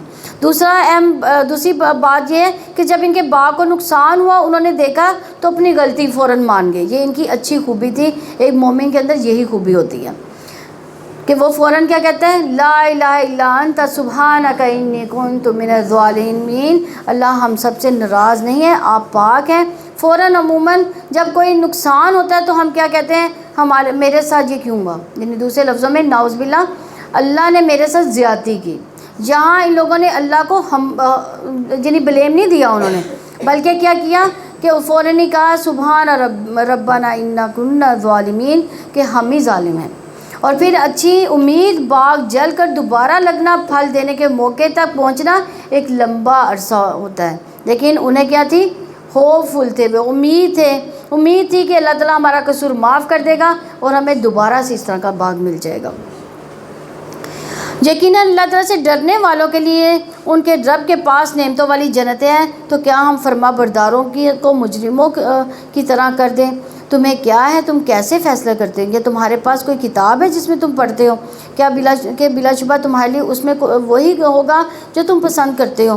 یعنی تم اپنے عمل سے پیچھے کیا سوچتے کہ تمہارے لیے بخشش کے وعدے ہیں، یا آخرت میں تمہاری مرضی کے مطابق فیصلے کیے جائیں گے، یا تمہارے لیے ہمارے ذمہ کوئی عہد ہے جو قیامت کے دن تک پہنچنے والے ہیں کہ تمہارے لیے یقیناً وہی ہوگا جس کا تم فیصلہ کرو گے۔ یعنی کیا یا تم نے اللہ سے کوئی قسم لے رکھی ہے؟ ان سے پوچھیے کہ ان میں سے کون اس کا ضامن ہے، یعنی کس نے یہ گارنٹی دی قیامت کے دن تمہاری مرضی کے مطابق فیصلہ ہوگا، تمہارے حق میں فیصلہ ہوگا، یا ان کے کچھ شریک ہیں تو وہ اپنے شریکوں کو لے آئے اگر سچے ہیں۔ جس دن پنڈلی کھول دی جائے گی اور وہ سجدوں کے لیے بلائے جائیں گے تو وہ استطاعت نہیں رکھیں گے۔ یعنی جو لوگ دنیا میں نماز نہیں پڑھتے، اللہ کے آگے جھکتے نہیں، اس کو جب قیامت کے دن سجدے کے لیے سب کو کہا جائے گا تو وہ لوگ وہاں پہ اکڑ جائیں گے، ان سے سجدہ ہوگا ہی نہیں، کوشش کے باوجود بھی وہ اللہ کو سجدہ نہیں کر سکیں گے۔ ان کی نگاہیں جھکی ہوئی ہوں گی، ذلت ان پر چھا رہی ہوگی، حالانکہ وہ بلا شبہ انہیں سجدوں کے لیے بلایا جاتا ہے جبکہ وہ صحیح سالم تھے۔ یعنی آپ سوچئے کہ جب سب لوگ سجدہ کر رہے ہوں گے تو آپ نہ کر پا رہے ہوں گے تو وہ کیا ہوگا؟ شرمندگی کا باعث ہوگا۔ ابراہیم تیمی کہتے ہیں کہ ان کو فرض نماز کی طرف اذان و تکبیر کے ساتھ بلایا جاتا تھا۔ سعید بن جبیر رضی اللہ عنہ کہتے ہیں کہ وہ حی علی الفلاح سنتے تھے لیکن اس پر جواب نہیں دیتے تھے، یعنی نماز کی طرف نہیں آتے تھے۔ تو اللہ ہمیں اور ہمارے سب عزیزوں دوستوں اور رشتہ داروں کو نماز کا پابند بنا دے۔ اس رمضان میں خاص طور پر اپنے ان تمام رشتہ داروں کے لیے دعا کریں جن کے بارے میں آپ کو پتہ ہے کہ وہ نماز نہیں پڑھتے، اور آپ دیکھیں کہ کتنا بھیانک انجام ہونے والا ہے کہ نمازوں اور کتنی ذلت اور رسوائی کا عذاب ہوگا آخرت میں، اور کتنی شرمندگی ہوگی کہ سب سجدہ ریز ہوں گے لیکن جو دنیا میں سجدہ نہیں کرتے ان سے سجدہ نہیں ہوگا۔ چنانچہ مجھے اور اس کو چھوڑ دو جو اس کلام کو جھٹلاتا ہے، پھر ضرور انہیں آہستہ آہستہ لے جائیں گے جہاں سے وہ نہیں جانیں گے۔ یعنی استدراج کا لفظ جہاں پہ آیا ہے، استدراج ہوتا ہے کہ ہم ان پر نعمتوں کی فراوانی کر دیں گے اور نعمتوں پر شکر ادا نہیں کریں گے۔ حسن کہتے ہیں کہ کتنے ہی لوگ ہیں ایسے ہیں کہ جن پر احسان کر کے ان کو ڈھیل دی گئی، پھر ان کو پکڑ لیا گیا۔ کتنے ہی لوگ ایسے ہیں جن کی تعریف کر کے ان کو فتنے میں ڈالا گیا۔ کتنے ہی لوگ ہیں جن کے عیبوں پر پردہ ڈال کے انہیں دھوکے میں ڈال دیا گیا۔ یعنی جب ان کی تعریف ہوئی تو وہ بھول گئے، انہوں نے کہا کہ ہم تو پہلے ہی بہت اچھے ہیں، کیا اچھا کرنا، اور جب اس نے برائیاں کی غلط پر غلط کرتا گیا، اس کے عیب ڈھانپ لیے گئے، تو جو کہ دھوکہ تھا یہ استدراج ہے نفس کا۔ ابو ور کہتے ہیں کہ جب انہوں نے کوئی غلطی کی ہم نے انہیں نعمت عطا کر دی، نئی غلطی پر نئی نعمت، انہیں معافی مانگنا فراموش کر دیا گیا۔ جب کوئی حرام کام کر کے غلط کام کر کے پکڑ نہیں ہوتی، نعمت مل جاتی ہے تو انسان سمجھتا ہے کہ وہ تو میرا غلط کام تھا ہی نہیں۔ وہ تو ایسے ہی لوگ ہیں کہ غلط پر غلط پھر کرتے جاتے ہیں، تو پھر جب اللہ تعالیٰ پکڑتا ہے تو پھر اس سے کوئی بچانے والا نہیں، اور میں اس کو مہلت دوں گا۔ یقیناً میری خفیہ تدبیر بہت مضبوط ہے۔ یا آپ ان سے کوئی اجرت مانگتے ہیں کہ وہ توان سے بوجھل ہیں، یا ان کے پاس غیب ہے تو وہ لکھتے ہیں۔ چنانچہ آپ اپنے رب کے حکم تک صبر کرو اور مچھلی والے کی مانند نہ ہو جانا جب اس نے دعا کی حالانکہ وہ غم سے بھرا ہوا تھا۔ اگر اس کے رب کی نعمت نے اسے سنبھال نہ لیا ہوتا تو وہ مذمت کیا ہوا چٹیل زمین میں پھینک دیا جاتا، پھر اس کے رب نے اسے منتخب کیا، پس اسے نیک لوگوں میں شامل کر دیا۔ اور قریب ہے کہ وہ لوگ جنہوں نے کفر کیا آپ کو اپنی نگاہوں سے ضرور پھسلا دیں جب وہ ذکر سنتے اور کہتے ہیں یقینا یہ تو بالکل دیوانہ ہے۔ تو اس آیت سے یہ بھی پتہ چلتا ہے کہ نظر لگنا برحق ہے، یعنی آپ صلی اللہ علیہ وسلم کو اپنی نگاہوں سے وہ دیکھتے تھے کہ گویا آپ کے قدم ہلا دیں گے، آپ کو ثابت قدمی پر وہ خلل پیدا کر دیں گے۔ تو اس لیے انسان کو نظر بد سے بچنے کے لیے دعائیں بھی کرتے رہنا چاہیے، حالانکہ وہ تمام جہانوں کے لیے نصیحت کے علاوہ کچھ نہیں۔ سورہ حاقہ مکی ہے، اس میں 52 آیات اور 2 رکوع ہیں۔ اللہ تعالیٰ کے نام سے جو وسیع رحمت والا نہایت رحم والا ہے۔ حق ثابت ہونے والی، کیا ہے حق ثابت ہونے والی، اور کس چیز نے آپ کو خبر دی کہ کیا ہے حق ثابت ہونے والی؟ یعنی اشارہ ہے کس کی طرف؟ قیامت کی طرف۔ یہ قیامت کے ناموں میں سے ایک نام ہے۔ اور قیامت کیا ہے؟ فیصلوں کا دن۔ اگلے پچھلے لوگ ایک مقررہ دن میں جمع ہوں گے، اس دن آنکھیں پھٹی ہوئی ہوں گی، لوگ اپنے مقدموں کے فیصلے کا انتظار کر رہے ہوں گے۔ سمود اور عاد نے کھٹکھٹانے والی قیامت کو جھٹلا دیا تھا، سو جو سمود تھے انہیں ایک حد سے بڑی ہوئی آواز سے ہلاک کیا گیا، اور جو عاد تھے تو وہ سخت ٹھنڈی تند و تیز آندھی سے ہلاک کر دیے گئے جو قابو سے باہر ہونے والی تھی۔ اس نے اسے 7 راتیں اور 8 دن ان پر جڑ کاٹ دینے کے لیے مسلسل چلائے رکھا، سو آپ دیکھیں گے کہ وہ اس طرح بچھاڑے گئے گویا گری ہوئی کھجور کے کھوکھلے تنے ہیں۔ یعنی ٹھنڈی یک ہوا کہ جو رکنے کا نام نہیں لیتی، اور 1 ہفتے کے بعد رکی، جا کر ایسے پچھاڑ کر گرائے گئے لوگ، ہوا نے اٹھا کر پٹخا دیا، انہیں مار دیا، ان کی کھوپڑیاں پھٹ گئیں، وہ مر گئے۔ کیا آپ ان میں کوئی بھی باقی رہنے والا دیکھتے ہو؟ فرعون نے جو اس سے پہلے تھے اور الٹائی ہوئی بستیوں نے بھی گناہوں کا ارتکاب کیا تھا، بس انہوں نے اپنے رب کے رسول کی نافرمانی کی تو اللہ تعالیٰ نے انہیں بڑی سخت گرفت میں پکڑ لیا۔ بے شک جب پانی حد سے گزر گیا تو ہم ہی نے تمہیں کشتی میں سوار کر دیا تاکہ ہم اس کو تمہاری نصیحت بنا دیں، اور یاد رکھنے والے کان اس کو یاد رکھیں۔ یعنی کان جو ہے علم کا دروازہ ہے، جس طرح دل کی صفت ہے وہ معلومات کو اپنے اندر محفوظ کر لیتا ہے، اسی طرح کانوں کو بھی اس صفت سے متصف کیا گیا ہے، کیونکہ کان کا براہ راست تعلق کس کے ساتھ ہے؟ دل کے ساتھ، اور علم کان کے ذریعے دل تک پہنچتا ہے، اور یہ اس کا نمائندہ ہے جو اس تک پہنچاتا ہے، اور زبان پھر اس کی تصدیق کرتی ہے، اس کی نمائندگی کرتی ہے۔ یعنی منہ سے انسان وہ بولتا ہے جو دل نے تسلیم کیا ہوتا ہے۔ تو ایسے لوگوں کے بیچ میں نہ بیٹھیں کہ جو چغل خور ہوں۔ کیا ہوتا ہے کہ جو ہمارے کان سنتے ہیں وہ ہمارے دل میں اترتا ہے، تو پھر بعد میں جو ہم نے سنا ہوتا ہے وہی ہماری زبان پہ آتا ہے۔ جب ہم اچھے لوگوں کی محفل میں بیٹھیں گے تو اچھی ہی باتیں ہمارے دل میں اتریں گی اور اچھا ہی ہماری زبان سے نکلے گا۔ چنانچہ جب سور میں پھونکا جائے گا، ایک بار پھونکنا، اور زمین اور پہاڑوں کو اٹھایا جائے گا، دونوں ٹکرا دیے جائیں گے، ایک ہی بار ٹکرانا، تو اس دن ہونے والی واقعہ ہو جائے گی، اور آسمان پھٹ جائے گا، تو اس دن وہ کمزور بھربھرا ہوگا، وہ فرشتے اس کے کناروں پر ہوں گے۔ اس دن تیرے رب کے عرش کو 8 فرشتے اپنے اوپر اٹھائیں گے۔ یعنی حاملین عرش کی تعداد یہاں پر 8 بتائی گئی ہیں، بہت قوی ہے۔ یہ کون سے فرشتے ہیں؟ جنہوں نے اللہ تعالیٰ کا عرش اٹھایا ہوا۔ یہ کتنے فرشتے ہیں؟ 8 فرشتے ہیں۔ فرشتوں میں سے بھی بہت ہیوج اور جینٹ قسم کے جو ہیں، لیکن ان کے بارے میں آتا ہے کہ وہ آپس میں ایک دوسرے کو اچھی اور نرم آواز کے ساتھ جواب دیتے ہیں۔ یعنی جب آپس میں بات کرتے ہیں تو نرمی سے بات کرتے ہیں۔ سبحان اللہ، یہ ہوتا ہے اخلاق۔ اور آپ کو اللہ سبحانہ وتعالیٰ جتنی بھی بلندی دے دے، جتنا بھی بڑا کام لے لے، عرش اٹھانا کوئی معمولی کام نہیں ہے، اور ہم تو سوچ بھی نہیں سکتے۔ تو اللہ نے ان کو اتنی اہم، اتنی بہترین، اتنی خوبصورت ڈیوٹی پر جما کر رکھا ہوا ہے، لیکن اس کے باوجود وہ کتنے ہمبل ہیں، کتنے نرم مزاج ہیں۔ وہ کہتے ہیں کہ اللہ تیری عبادت کا حق ادا نہ ہو سکا، پھر بھی کیا کہہ رہے ہیں کہ تیری عبادت کا حق ادا نہ ہو سکا۔ 4 فرشتے کہتے ہیں سبحانکا و بحمدکا علی حملکا بعد علمکا، اور 4 فرشتے کیا کہتے ہیں؟ سبحانکا و بحمدکا علی عفوکا بعد قدرتکا، پاک ہے تو اس بات پر، تیری حمد کہ تو اپنے قادر ہونے کے باوجود تو درگزر سے کام لیتا ہے۔ اور یہ فرشتے مومنوں کے لیے دعائیں بھی کرتے رہتے ہیں، زمین والوں کے لیے استغفار کرتے رہتے ہیں۔ عرش کا بھی ثبوت ملتا ہے اس آیت سے، قیامت کے دن عرش کے نیچے ہی فیصلے ہوں گے۔ نبی صلی اللہ علیہ وسلم عرش کے نیچے سجدہ کریں گے، آپ سے کہا جائے گا کہ آپ اپنا سر اٹھائے شفاعت کریں، آپ کی شفاعت قبول کی جائے گی، مانگے آپ کو دیا جائے گا۔ قیامت کے دن موسیٰ علیہ السلام عرش کے پائے کو تھامے ہوئے ہوں گے۔ قیامت کے دن عرش کا سایہ پانے والے اعمال بھی ظاہر لحاظ رکھا جائے گا، اور کیونکہ اس دن اللہ کے سائے کے سوا کوئی سایہ نہ ہوگا۔ لیکن ایک اہم بات مزید یاد رکھیے کہ کسی تنگ دست کو مہلت دینا، یعنی جو شخص اپنے مقروض کو مہلت دیتا ہے یا معاف کر دیتا، وہ قیامت کے دن عرش کے سائے کے نیچے ہوگا۔ اس کا بدلہ اللہ تعالیٰ اس کو اتنے بہترین طریقے سے دیں گے، کیونکہ بعض کا کوئی قرض لیتا ہے اور ہمیں پتہ بھی ہوتا ہے کہ وہ ضرورت مند ہے، وہ نہیں دے پائے گا، لیکن ہم پھر اس کو چھوڑتے نہیں، معاف نہیں کرتے، اس کے پیچھے لگ جاتے دے دو، اس کے گھر کا دروازہ جو ہے توڑ دیتے ہیں جا کے۔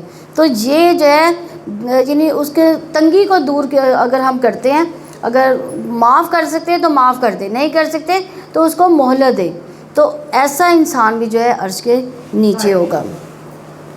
اس دن تم پیش کیے جاؤ گے، تم سے کوئی چھپی ہوئی چیز چھپی نہ رہے گی، یعنی دنیا کے تمام سیکرٹ کھل جائیں گے، کچھ بھی چھپا ہوا نہیں رہے گا۔ سو جس کو اس کا نامہ اعمال اس کے دائیں ہاتھ میں دیا گیا تو وہ کہے گا لو میرا نامہ اعمال پڑھو۔ یعنی کچھ لوگ جو ہے جو چھپا کر غلط کر رہے تھے ان کا بھی سامنے آ جائے گا، جو نیکیاں کر رہے ہوں گے ان کو بھی سامنے لایا دیا جائے گا، لیکن جن کا نامہ اعمال دائیں ہاتھ میں ہوگا تو وہ کون سے ہوں گے؟ وہ خوش نصیب لوگ ہوں گے۔ اللہ تعالیٰ ہمیں بھی ان لوگوں میں شامل فرما لے۔ یقیناً میں یقین رکھتا ہوں تھا کہ بلا شبہ میں اپنے حساب سے ملنے والا ہوں، یعنی جب اس کو دائیں ہاتھ میں دیا جائے گا نامہ مال تو وہ کیا کہے گا کہ مجھے یقین تھا۔ تو عقل مند انسان وہ ہے جو یوم حساب سے بھی بے خوف نہیں ہوتا، اعمال ناموں کے ملنے سے بے خوف نہیں ہوتا۔ جیسے جیسے انسان کے اندر ایمان بڑھتا ہے اس کا مرتبہ مقام بھی بڑھتا رہتا ہے۔ اسے اپنے نفس کی کوتاہیاں بہت محسوس ہونے لگتی ہیں، اس کو اپنی غلطیاں بہت نظر آنے لگتی ہیں۔ تو عقل مند کے لیے اتنا بھی خوف کافی ہے کہ اس کو اپنے عمل پر آمادہ کر دے، اپنی اصلاح پر آمادہ کر دے۔ پھر وہ پسندیدہ زندگی میں ہوگا، عالی مقام جنت میں جس کے پھل قریب ہوں گے۔ مزے سے کھاؤ پیو اپنے ان اعمال کے بدلے میں جو تم نے گزرے دنوں میں آگے بھیجے تھے۔ تو اپنے ہی اعمال ہوں گے جو وہاں پر نعمتوں کی شکل میں سامنے آئیں گے۔ لیکن جس کو اس کا نامہ اعمال بائیں ہاتھ میں دیا جائے گا تو وہ کہے گا اے کاش میرا نامہ اعمال مجھے نہ دیا جاتا اور میں نہ جان پاتا کہ میرا حساب کیا ہے۔ اے کاش وہی موت فیصلہ کن ہوتی، میرا مال میرے کام نہ آیا۔ یعنی ساری زندگی اسے خوشحالی میں زندگی بسر کی، خوشحال ہی رہا زندگی میں۔ میری حکومت مجھ سے برباد ہوگی، پکڑو اسے توک ڈال دو۔ یعنی دنیا کا وہ سارا جاہو منصب سب کچھ ختم، دھرے کا دھرا رہ جائے گا، اس کو توک ڈال دیا جائے گا، پھر اسے جہنم میں جھونک دو۔ ایک ایسی زنجیر میں جس کی پیمائش 70 ہاتھ ہے، اس کو جگڑ دو۔ یعنی جہنم کی آگ اور پھر اوپر سے زنجیروں میں بندھا ہوا انسان کہ ہل بھی نہ سکے۔ اور وہ عظیم اللہ تعالیٰ پر ایمان نہیں لاتا، یعنی وہ دنیا میں کیا کرتا تھا؟ کافر تھا، اللہ تعالیٰ کا انکار کرنے والا تھا، نہ ہی مسکین کو کھانا کھلانے کی ترغیب دیتا تھا۔ تو ایمان اور کھانا کھلانے کے درمیان ایک تعلق ہے۔ ابو درداء اپنی بیوی کو مساکین کی وجہ سے زیادہ شوربہ بنانے کی ترغیب دیتے تھے۔ وہ کہتے تھے کہ ہم نے ایمان لا کر آدھی زنجیر اتار دی ہے، کیا ہم باقی کی آدھی بھی نہ اتار دیں؟ یعنی ضرورت مندوں کو کھانا کھلا کر۔ وہ مومن نہیں جو خود پیٹ بھر کر کھائے، اس کا ہمسایہ کیا کرے؟ بھوکا رہے۔ بجیدہ کہتے ہیں رضی اللہ عنہ کہتی ہیں کہ ایک مرتبہ میں نے عرض کیا یا رسول اللہ، اللہ کی قسم بعض کا کوئی مسکین میرے دروازے پر آ کر کھڑا ہو جاتا ہے اور مجھے شرم آتی ہے کہ میرے گھر میں میرے پاس کچھ بھی نہیں جو میں اسے دے سکوں۔ تو رسول اللہ صلی اللہ علیہ وسلم نے فرمایا اس کے ہاتھ پر کچھ نہ کچھ ضرور رکھ دیا کرو، اگرچہ جلا ہوا کھوری کیوں نہ ہو، کیونکہ جلی ہوئی چیز تو کوئی بھی نہیں کھاتا، یعنی وہ تو ہمارے لیے بیکار ہے۔ تو ہوتا بعض کا ایسے ہے کہ کوئی اتنا بھوکا ہوتا ہے کہ وہ کچرے میں سے بھی اٹھا کے کھا رہا ہوتا ہے۔ اگر وہ کچرے والی چیز کھا سکتا ہے تو وہ یہ کالی چیز بھی کھا سکتا ہے۔ نبی صلی اللہ علیہ وسلم نے فرمایا بے شک یہ مال اور دولت بھی ایک خوشگوار سبزہ ہے، یعنی جیسے گرینری انسان کا دل خوش کر دیتی ہے، یعنی ہم سبزہ ہی سبزہ دیکھتے ہیں تو ہمارا دل خوش ہو جاتا ہے۔ تو مال و دولت پا کر بھی انسان خوش ہوتا ہے۔ مسلمان کا وہ مال کتنا عمدہ ہے جس سے وہ مسکین اور یتیم اور مسافر کو دے دے۔ مسکین پر دروازہ بند کرنے پر اللہ کی رحمت کا دروازہ بند ہوتا ہے۔ ابو شماق خزوی اپنے چچا کے بیٹے سے روایت کرتے ہیں جو اصحاب رسول میں سے تھے کہ وہ معاویہ رضی اللہ عنہ کے پاس داخل ہوئے، پھر کہا میں نے رسول اللہ صلی اللہ علیہ وسلم کو فرماتے ہوئے سنا جو مسلمان کے امور کا ذمہ دار بنے پھر وہ اپنا دروازہ مسکینوں، مظلوموں، ضرورت مندوں کے سامنے بند کر دے تو اللہ تبارک و تعالیٰ بھی اپنی رحمت کے دروازے اس کی ضرورت، اس کی فکر کے سامنے بند کر دے گا، خاص طور پر مجبوری کی حال میں جب وہ سب سے زیادہ اس کا ضرورت مند ہوگا۔ تو اگر ہم چاہتے ہیں کہ ہمارے لیے رحمت کے دروازے کھلے رہیں تو ہمیں کیا کرنا چاہیے؟ دل کے دروازے خیر کے کاموں کے لیے کھول دیں۔ اللہ تعالیٰ ہم سب کو توفیق عطا فرمائے۔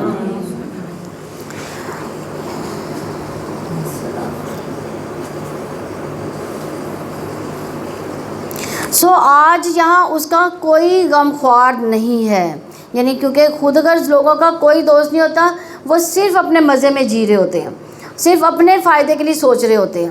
تو اس وقت کیا ہوگا؟ ان کا قصور یہی ہوگا کہ وہ عام حالات میں کیا کرتے تھے؟ بحث مباحثے میں پڑے رہتے تھے، اور نہ پیپ کے سوا ان کے لیے کوئی کھانا ہے جسے خطا کاروں کے سوا کوئی نہیں کھاتا۔ پس نہیں میں قسم کھاتا ہوں ان چیزوں کی بھی جنہیں تم دیکھتے ہو اور ان کی بھی جنہیں تم نہیں دیکھتے، یعنی کبھی چیزیں زمین پر ایسی ہیں جنہیں ہم نہیں دیکھتے، زمین کی تہوں میں، پہاڑوں کے اندر خزانے، سمندر کی تہ میں خزانے ہم نہیں دیکھ سکتے لیکن اللہ ان کو دیکھتا ہے۔ اللہ جانتا ہے کہ اس نے کیا کچھ پیدا کیا۔ آسمانوں کی کوئی چیز ستاروں سے آگے نہیں نظر آ سکتی۔ اتنی بڑی بڑی چیزوں کی قسم کھا کر اللہ تعالیٰ فرماتے ہیں اِنَّهُ لَقَوْلُ رَسُولِ کریم، یعنی یقیناً ایک معزز پیغام لانے والے کا قول ہے اور وہ کسی شاعر کا قول نہیں ہے۔ تم لوگ بہت ہی کم ایمان لاتے ہو اور نہ کسی کاہن کا قول ہے۔ تم لوگ بہت ہی کم نصیحت قبول کرتے ہیں، یہ جہانوں کے رب کی طرف سے نازل کیا ہوا ہے۔ اور اگر ہم پر کوئی بات گھڑ کر لاتا تو یقیناً ہم اس کو اس کے دائیں ہاتھ سے پکڑتے، پھر یقیناً ہم اس کو رگے جان کاٹ دیتے، پھر تم میں سے کوئی بھی اسے روکنے والا نہ ہوتا۔ اور یقیناً وہ اس کے لیے بلا شبہ ایک نصیحت ہے جو اللہ تعالیٰ سے ڈر کر رہتے ہیں۔ یقیناً ہم ضرور جانتے کہ بلا شبہ تم میں سے کچھ لوگ جھٹلانے والے بھی ہیں، اور بلا شبہ یقیناً وہ کافروں کے لیے پچھتاوا ہے، اور یقیناً وہ بالکل یقینی حق ہے۔ چنانچہ آپ اپنے رب عظیم کے نام کی تسبیح کریں۔ کون سی تسبیح؟ العظیم۔ صبح کو تسبیح کون سی کی تھی؟ نہیں، میں نے کون سی تسبیح کہی تھی کہ ایک صبح ایک شام کو کرنی ہے؟ سبحان اللہ و بحمدہ کی تسبیح، یہ لازم کر لیں اپنے اوپر، اس کو لازماً کرنا ہے۔ چاہے مصروف ہیں تو تسبیح ہاتھ میں نہیں پکڑ سکتے تو زبانی ورد کرنا شروع کر دیں، لیکن اس کو چھوڑنا نہیں ہے۔ سورہ معارج مکی ہے، اس میں 44 آیات اور 2 رکوع ہیں۔ اللہ تعالیٰ کے نام سے جو وسیع رحمت والا، نہایت رحم والا، سوال کرنے والے نے واقعہ ہونے والے عذاب کا سوال کیا۔ کافروں کے لیے اس کو ہٹانے والا کوئی نہیں، اللہ تعالیٰ کی طرف سے ہے جو عروج کے زینوں والا ہے، یعنی بلند ہونے کے اعتبار سے اللہ تعالیٰ کے کچھ اور نام بھی ہیں، جیسے اعلیٰ یا متعال، ذو معارج۔ اللہ تعالیٰ ہر اعتبار سے بلند ہے، ذات کے اعتبار سے بھی بلند ہے، عرش پر بلند ہے، صفات کے اعتبار سے بلند ہے، قہر اور غلبے کے اعتبار سے بلند ہے، وہ اپنی تمام مخلوق سے بلند اور اونچا ہے۔ تو اللہ تعالیٰ کے بلند ہونے کو تسلیم کرنا ایمان کی علامت ہے۔ فرشتے عروج کی طرف چڑھیں گے ایک ایسے دن میں جس کی مقدار 50,000 سال ہے، یعنی اگر انسان چڑھنا چاہے تو 50,000 سال لگیں گے اس کو، لیکن جبریل امین اور فرشتے ایک دن میں ہی آتے جاتے رہتے ہیں۔ چنانچہ آپ صبر کریں، بہت صبر، یعنی اگر یہ عذاب جلد مانگتے ہیں، آ نہیں رہا تو لوگ سمجھتے ہیں کہ یہ ہونا ہی نہیں ہے، لیکن اللہ تعالیٰ کیا کہتے ہیں کہ وہ یہ نہ سمجھے کہ یہ آنا نہیں ہے، بلکہ اللہ سبحانہ تعالیٰ کا فیصلہ ہے، یہ ایک نہ ایک دن ہو کرے گا۔ یقیناً وہ اسے دور سمجھتے ہیں اور ہم اسے قریب دیکھتے ہیں، یعنی وہ عذاب کب آئے گا؟ قیامت کے قریب۔ اس دن آسمان پگھلے ہوئے تانبے کی طرح ہو جائے گا، یعنی اس دن انسان کو دنیا کی لمبی زندگی، ہزاروں سال کی زندگی جو ہے وہ 2 دن یا 1 دن کی لگے گی۔ تو پہاڑ دھنکی ہوئی رنگین اون کی طرح ہو جائیں گے، کوئی دلی دوست کسی دلی دوست کو نہ پوچھے گا، حالانکہ وہ انہیں دکھائے جائیں گے۔ مجرم چاہے گا کہ اس دن کے عذاب سے بچنے کے لیے کاش وہ فدیے میں دے دے اپنے بیٹوں کو۔ دیکھیں، بیٹے سب سے زیادہ عزیز ہوتے ہیں، تو وہ کیا کہے گا کہ چاہے میرے بیٹے ہی لے لو، اور اپنی بیوی کو اور اپنے بھائی کو اور اپنے قریبی خاندان کو جو اسے جگہ دیتا تھا، اور ان سب کو جو زمین میں ہے، پھر وہ فدیہ اس کو نجات دلا دے گا۔ یعنی دیکھیں، یہ رشتے ایسے ہی رشتے ہیں کہ جن کے لیے ہم مرنے مارنے پر اتر جاتے ہیں کہ تم نے میرے یہ رشتے کو جو ہے اتنا ذلیل کیوں کیا، تو لیکن اس وقت کیا ہوگا، ہم اس کو فتنے میں بھی دینا چاہیں گے۔ ہرگز نہیں، یقیناً وہ شعلہ مارتی ہوئی آگ ہے جو منہ اور سر کی کھال کو اتار کھینچنے والی ہے۔ وہ ہر اس شخص کو بلائے گی جسے پیٹھ پھیری، منہ موڑا، مال جمع کیا، پھر اسے بند رکھا۔ بلا شبہ انسان کم ہمت پیدا کیا گیا ہے، جب اس کو تکلیف پہنچتی ہے تو گھبرا جانے والا ہوتا ہے۔ یعنی کہ بری بات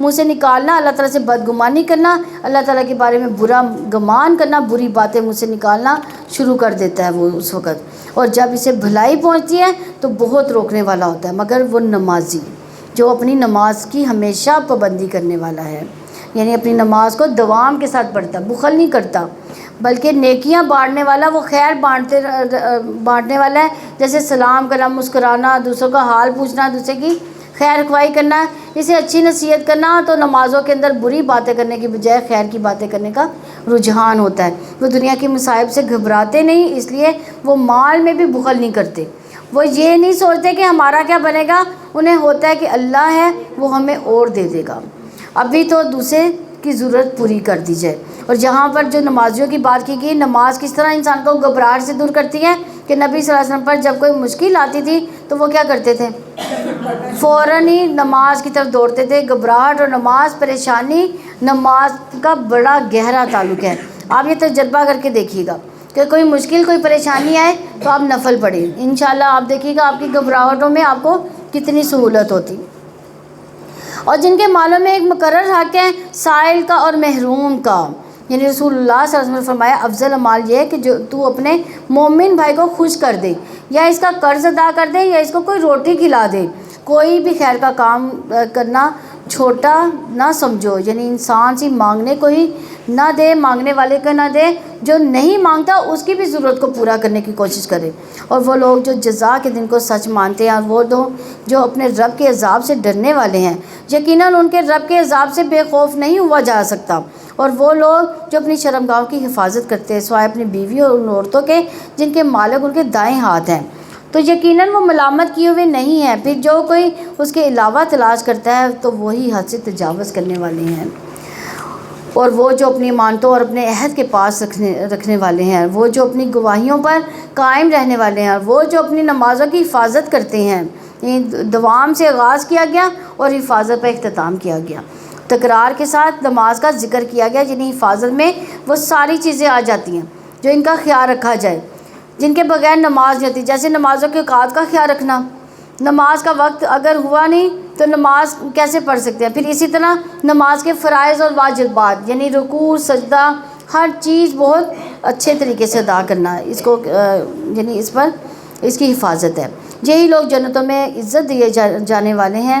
پھر کافروں کو کیا ہو گیا ہے کہ آپ کی طرف دوڑے چلے آنے والے ہیں، دائیں بائیں سے گروہ در گروہ، کیا ان میں سے ہر شخص یہ طمع رکھتا ہے کہ وہ نعمت بھری جنت میں داخل کر دیا جائے گا؟ ہرگز نہیں، ہم نے ان کو جس چیز سے پیدا کیا ہے اسے یہ خود جانتے ہیں۔ بس میں قسم کھاتا مشرقوں و مغربوں کے رب کی، بے شک ہم یقیناً قدرت رکھنے والے ہیں اس پر کہ ہم بدلے میں ان سے اچھے لوگ لے آئیں، اور ہم ہرگز عاجز نہیں ہیں۔ چنانچہ انہیں چھوڑ دو کہ وہ باتیں بناتے رہیں اور کھیلتے رہیں حتیٰ کہ یہ اپنے اس دن سے آ ملے جس کا وہ وعدہ دیے جاتے ہیں، جس دن یہ اپنی قبروں سے تیز دوڑتے ہوئے نکلیں گے، گویا کہ وہ گاڑے ہوئے نشان کی طرح دوڑے جا رہے ہیں۔ ان کی نگاہیں جھکی ہوں گی، ذلت انہیں گھیرے ہوئے ہوگی۔ یہی وہ دن ہے جس کا ان سے وعدہ کیا جاتا ہے۔ یعنی ہمیں بھی قیامت کے دن کی رسوائی سے بچنے کے لیے دعائیں مانگنی چاہیے۔ ابراہیم علیہ السلام نے کہا وَلَا تُخْزِنِی یَوْمَ یُبْعَثُونَ، کہ اے اللہ مجھے اس دن رسوا نہ کرنا جس دن حساب کے لیے سب جمع کیے جائیں گے، یعنی ہمارے عیبوں پر پردہ ڈال دینا۔ تو آخرت کی عافیت کے لیے دعا، اللہم انی اسألک عافیت فی الدنیا والآخرہ، اس کو اپنی نمازوں میں خاص کر لیں اس دعا کو۔ سورہ نوح مکی ہے، اس میں 28 آیات اور 2 رکوع ہیں۔ اللہ تعالیٰ کے نام سے جو وسیع رحمت والا نہایت رحم والا ہے، یقیناً ہم نے نوح کو اس کی قوم کی طرف رسول بنا کر بھیجا کہ اپنی قوم کو خبردار کر دو اس سے پہلے کہ اس میں دردناک عذاب آ جائے۔ اس نے کہا اے میری قوم، یقیناً میں تمہیں کھلم کھلا ڈرانے والا ہوں کہ تم اللہ تعالیٰ کی عبادت کرو، اس سے ڈرو اور میری اطاعت کرو۔ یعنی ہر نبی نے اپنی قوم کو کیا سبق دیا کہ اللہ کی عبادت کرو، ایک اللہ تعالیٰ کی طرف بلایا۔ جن اور انسانوں کی تخلیق کا مقصد کیا بیان کیا گیا؟ اللہ کی عبادت۔ مرنے کے بعد جب انسان قبر میں جائے گا تو فرشتے آ کے پوچھیں گے کہ تم کس کی عبادت کرتے تھے؟ تو عبادت ہی جنت میں داخلے کا سبب ہے۔ رسول اللہ صلی اللہ علیہ وسلم نے فرمایا رحمان کی عبادت کرو، سلام کو عام کرو، کھانا کھلاؤ، تم جنتیوں میں سے داخل ہو جاؤ گے۔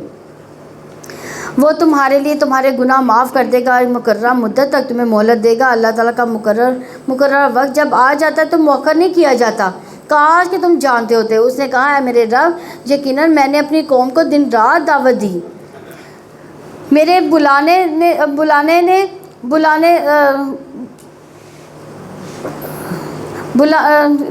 دور بھاگنے کے سوا ان میں کسی چیز کا اضافہ نہ کیا، یعنی میرے بلانے پر دور دوڑنے کے سوا ان میں کسی چیز کا اضافہ نہ کیا۔ یقیناً جب بھی میں نے دعوت دی ان کو تاکہ تو اس کو معاف کر دیں تو انہوں نے اپنے کانوں میں انگلیاں ڈال لی اور انہوں نے اپنے کپڑے اوڑھ لیے اور ضد پر اڑ گئے اور تکبر کیا، بڑا تکبر کرنا۔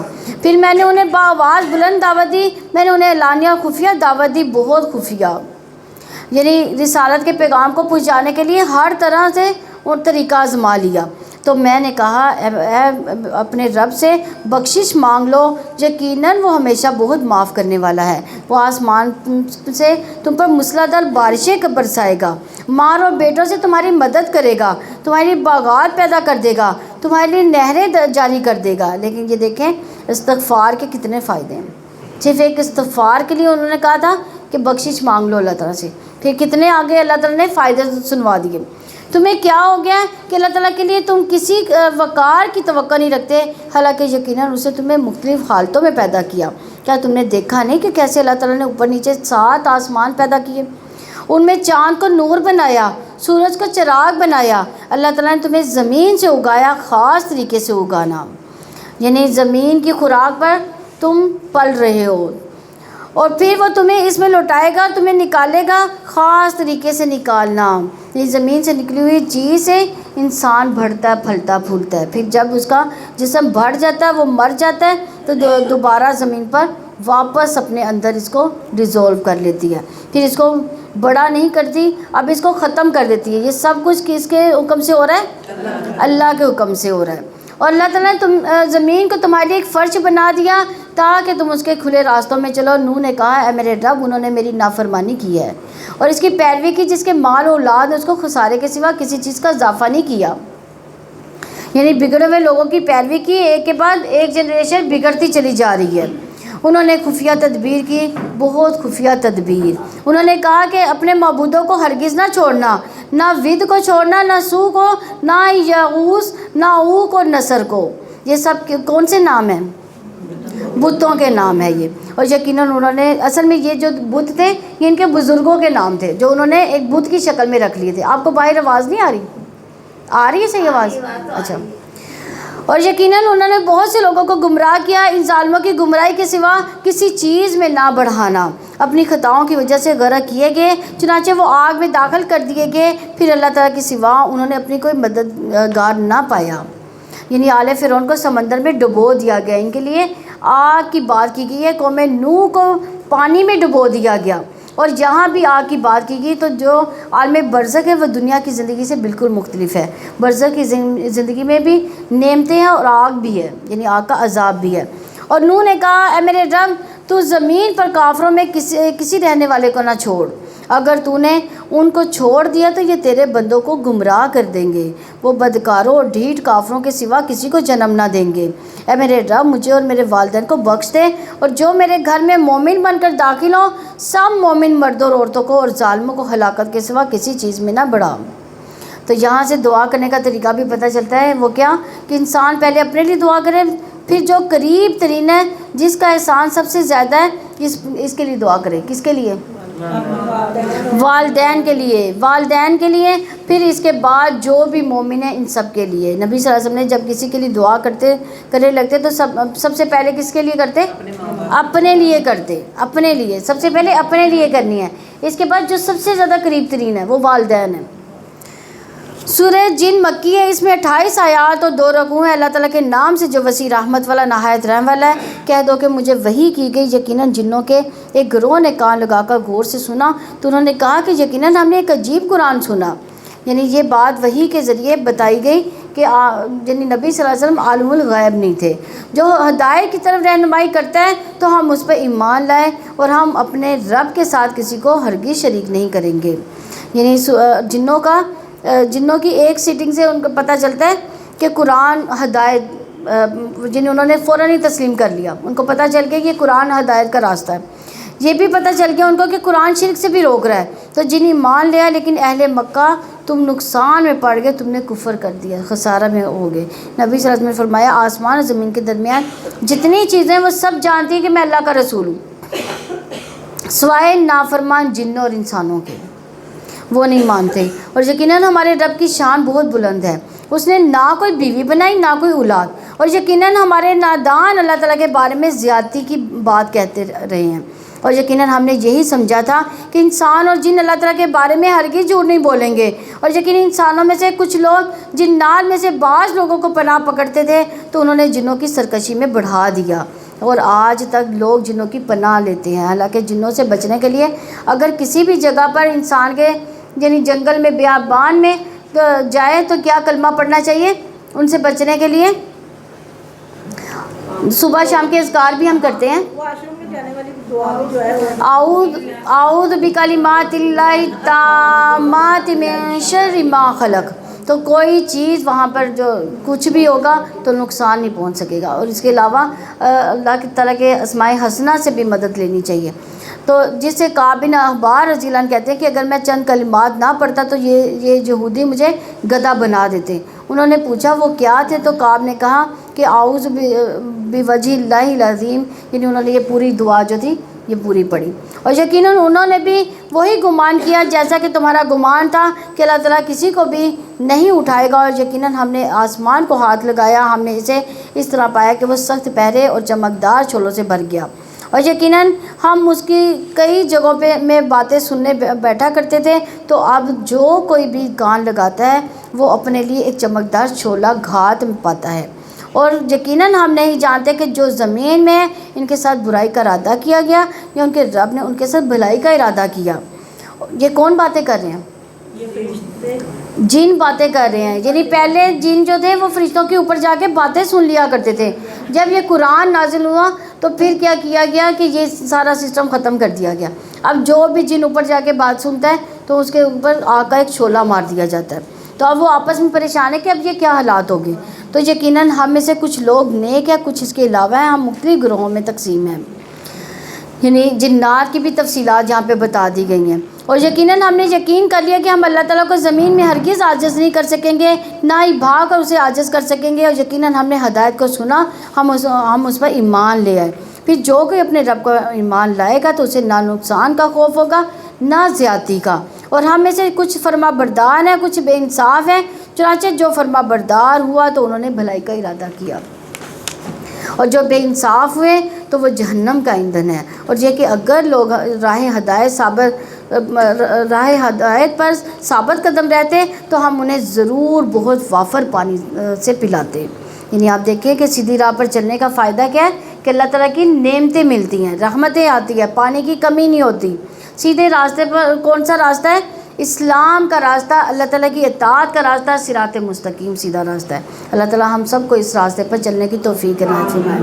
اور یہود و نصارہ کو کہا گیا قرآن میں اگر وہ واقعی تورات اور انجیل کی پابندی کرتے، اس کی طرف جو ان کے رب کی طرف سے نازل کیا گیا، تو یقیناً وہ اپنے اوپر نیچے ہر طرف سے رزق ہی رزق پاتے. یعنی جب انسان اللہ کے احکامات پر عمل کرتا ہے، گناہ سے بچتا ہے، تو کیا ہوتا ہے؟ رزق کی فراوانی ہو جاتی ہے. لیکن یاد رکھیں کہ جتنا زیادہ رزق ہوتا ہے اتنا زیادہ امتحان بھی ہوتا ہے.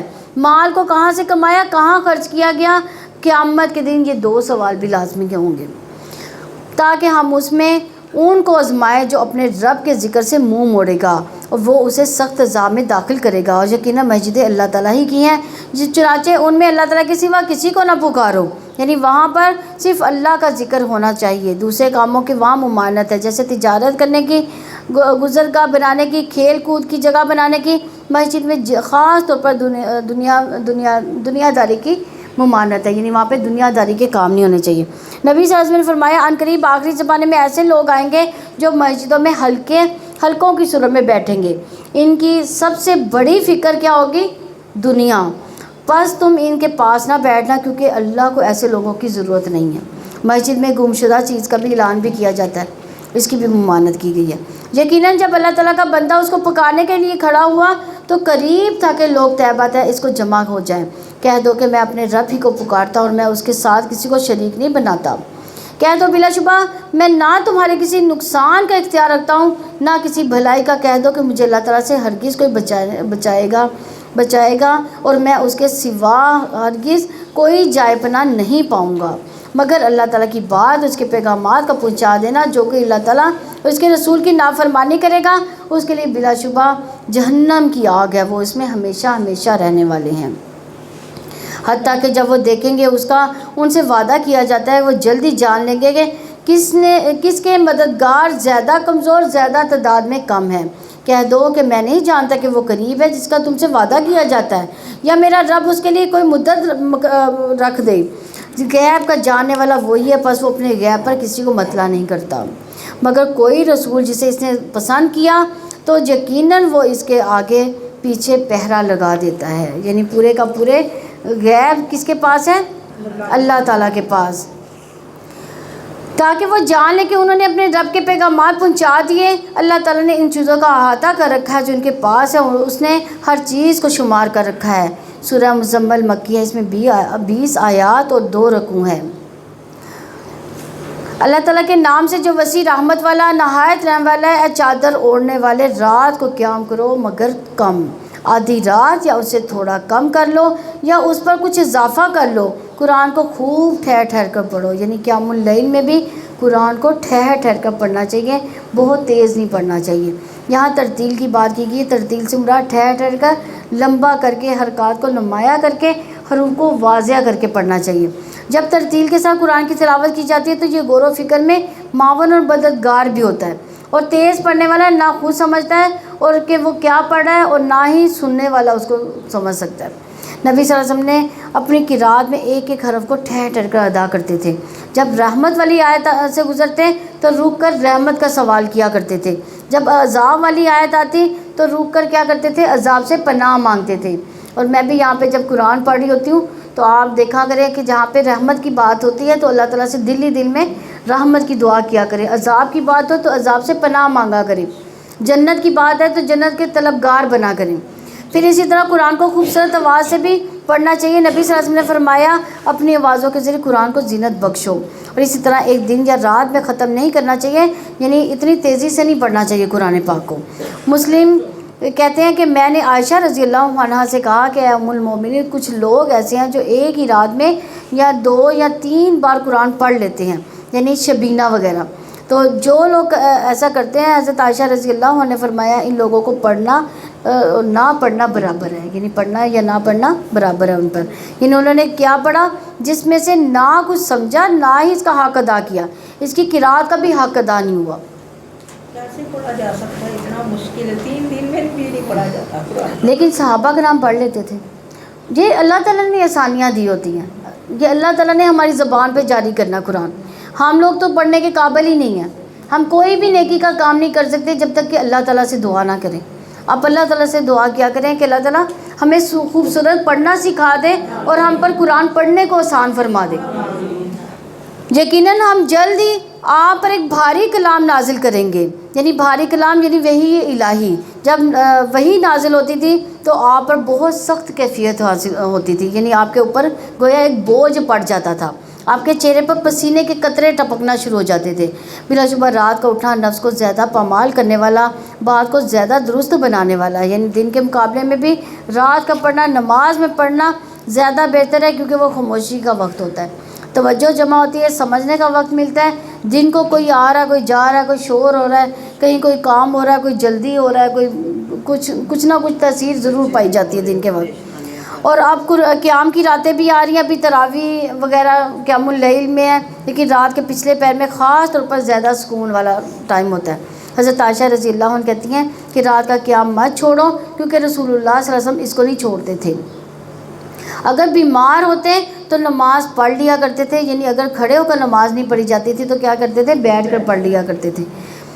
تو صحابہ کرام اہتمام کے ساتھ رات کی نماز پڑھا کرتے تھے، ان کے نزدیک رات کے قیام کی بہت اہمیت تھی۔ فضیل بن ایاز نے کہا کہ جب تم قیام اللیل اور دن کے روزے پر قادر نہ ہو تو جان لو کہ محروم کر دیے گئے ہو، جگڑ دیے گئے ہو، تمہارے گناہوں نے تمہیں جگڑ دیا، اس لیے تم نہیں پڑھ سکتے۔ ایک آدمی نے حسن بصری سے کہا کہ ابو سعید، میں رات عافیت کی رات میں حالت میں گزارتا ہوں، وضو کرنا بھی پسند کرتا ہوں، تو کیا وجہ ہے کہ میں تہجد کے لیے اٹھ نہیں سکتا؟ تو انہوں نے کہا تمہارے گناہوں نے تمہیں جگڑ دیا ہے۔ اور رات کے قیام کے لیے دن کو قیلولہ لازمی ہے۔ قیلولہ کون کون کرتا ہے؟ کوئی بھی نہیں کرتا۔ اور حالانکہ میں نے اس کے بارے میں حدیث بھی سنائی تھی کہ قیلولہ جو ہے وہ شیطان نہیں کرتا۔ تو اب نے کوشش کیا کریں، نہ بھی کر سکیں تو تھوڑی ہی دیر کے لیے آنکھیں بند کر کے بیٹھ ہی جایا کریں، زیادہ نہیں کر سکتے، ریلیکس کر لیا کریں۔ سفیان ثوری نے کہا کہ کم کھانے کو لازم کر لو، تم رات کے قیام کے مالک بن جاؤ گے۔ اللہ تعالیٰ ہمیں بھی راتوں کو قیام کرنا جو ہے توفیق عنایت فرمائے ہمیں بھی۔ یقیناً دن میں آپ کے لمبے کام ہیں، اور اپنے رب کا نام یاد کرو اور ہر طرف سے منقطع ہو کر اس کی طرف متوجہ رہو، یعنی پوری توجہ کے ساتھ۔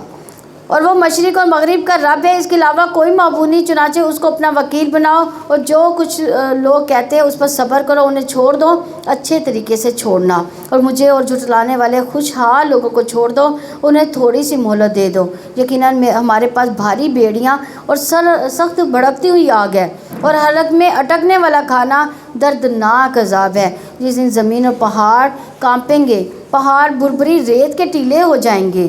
بلا شبہ ہم نے تمہاری جانب ایک رسول بھیجا جو تم پر گواہی دینے والا، جیسے ہم نے فرعون کی طرف ایک رسول بھیجا تھا۔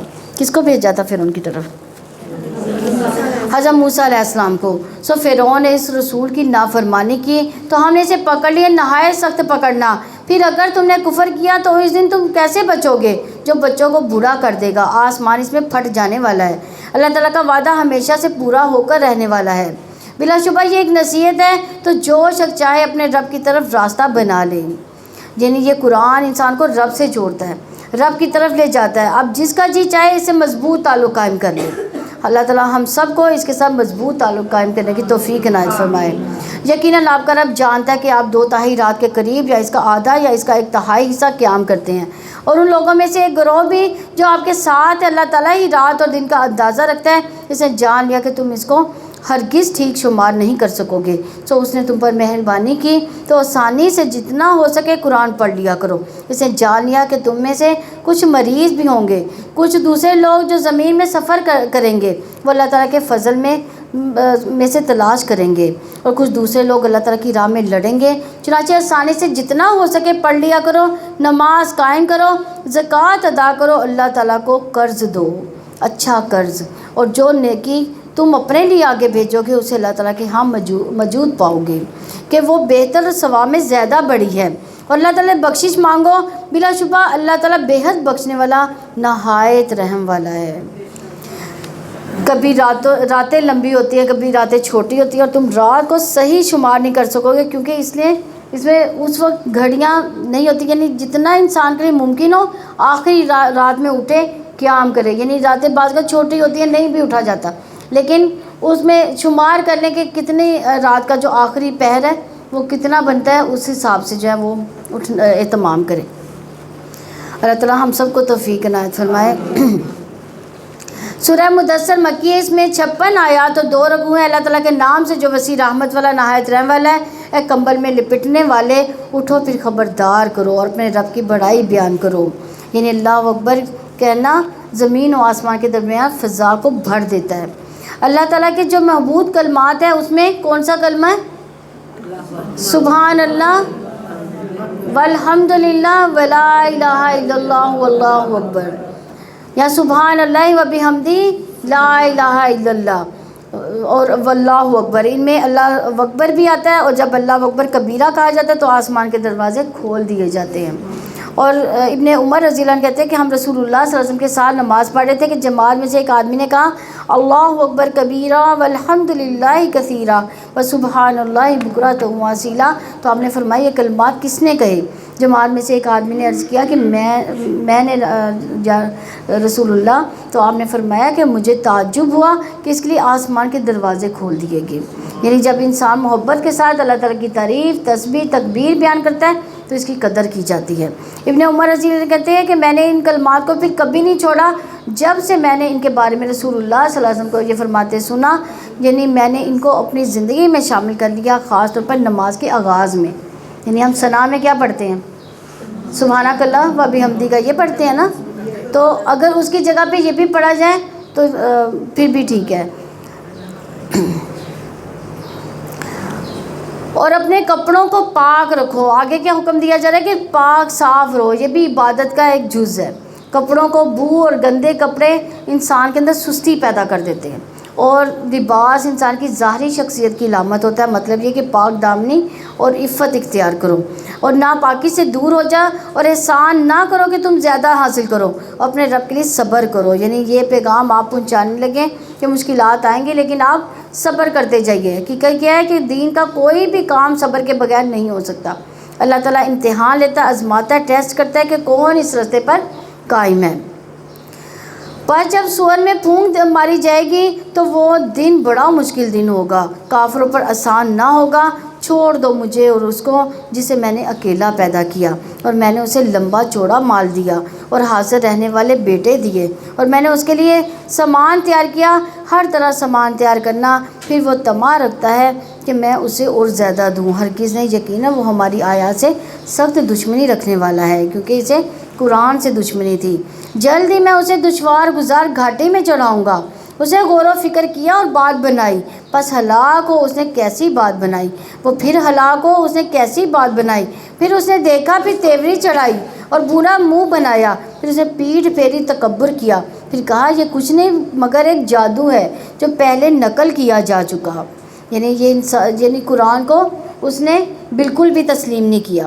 یہ تو بس ایک انسان کا کلام ہے، یعنی اس نے نہ صرف تسلیم کرنے سے انکار کیا بلکہ الزام کیا لگایا کہ یہ انسان کا گڑھا ہوا ہے۔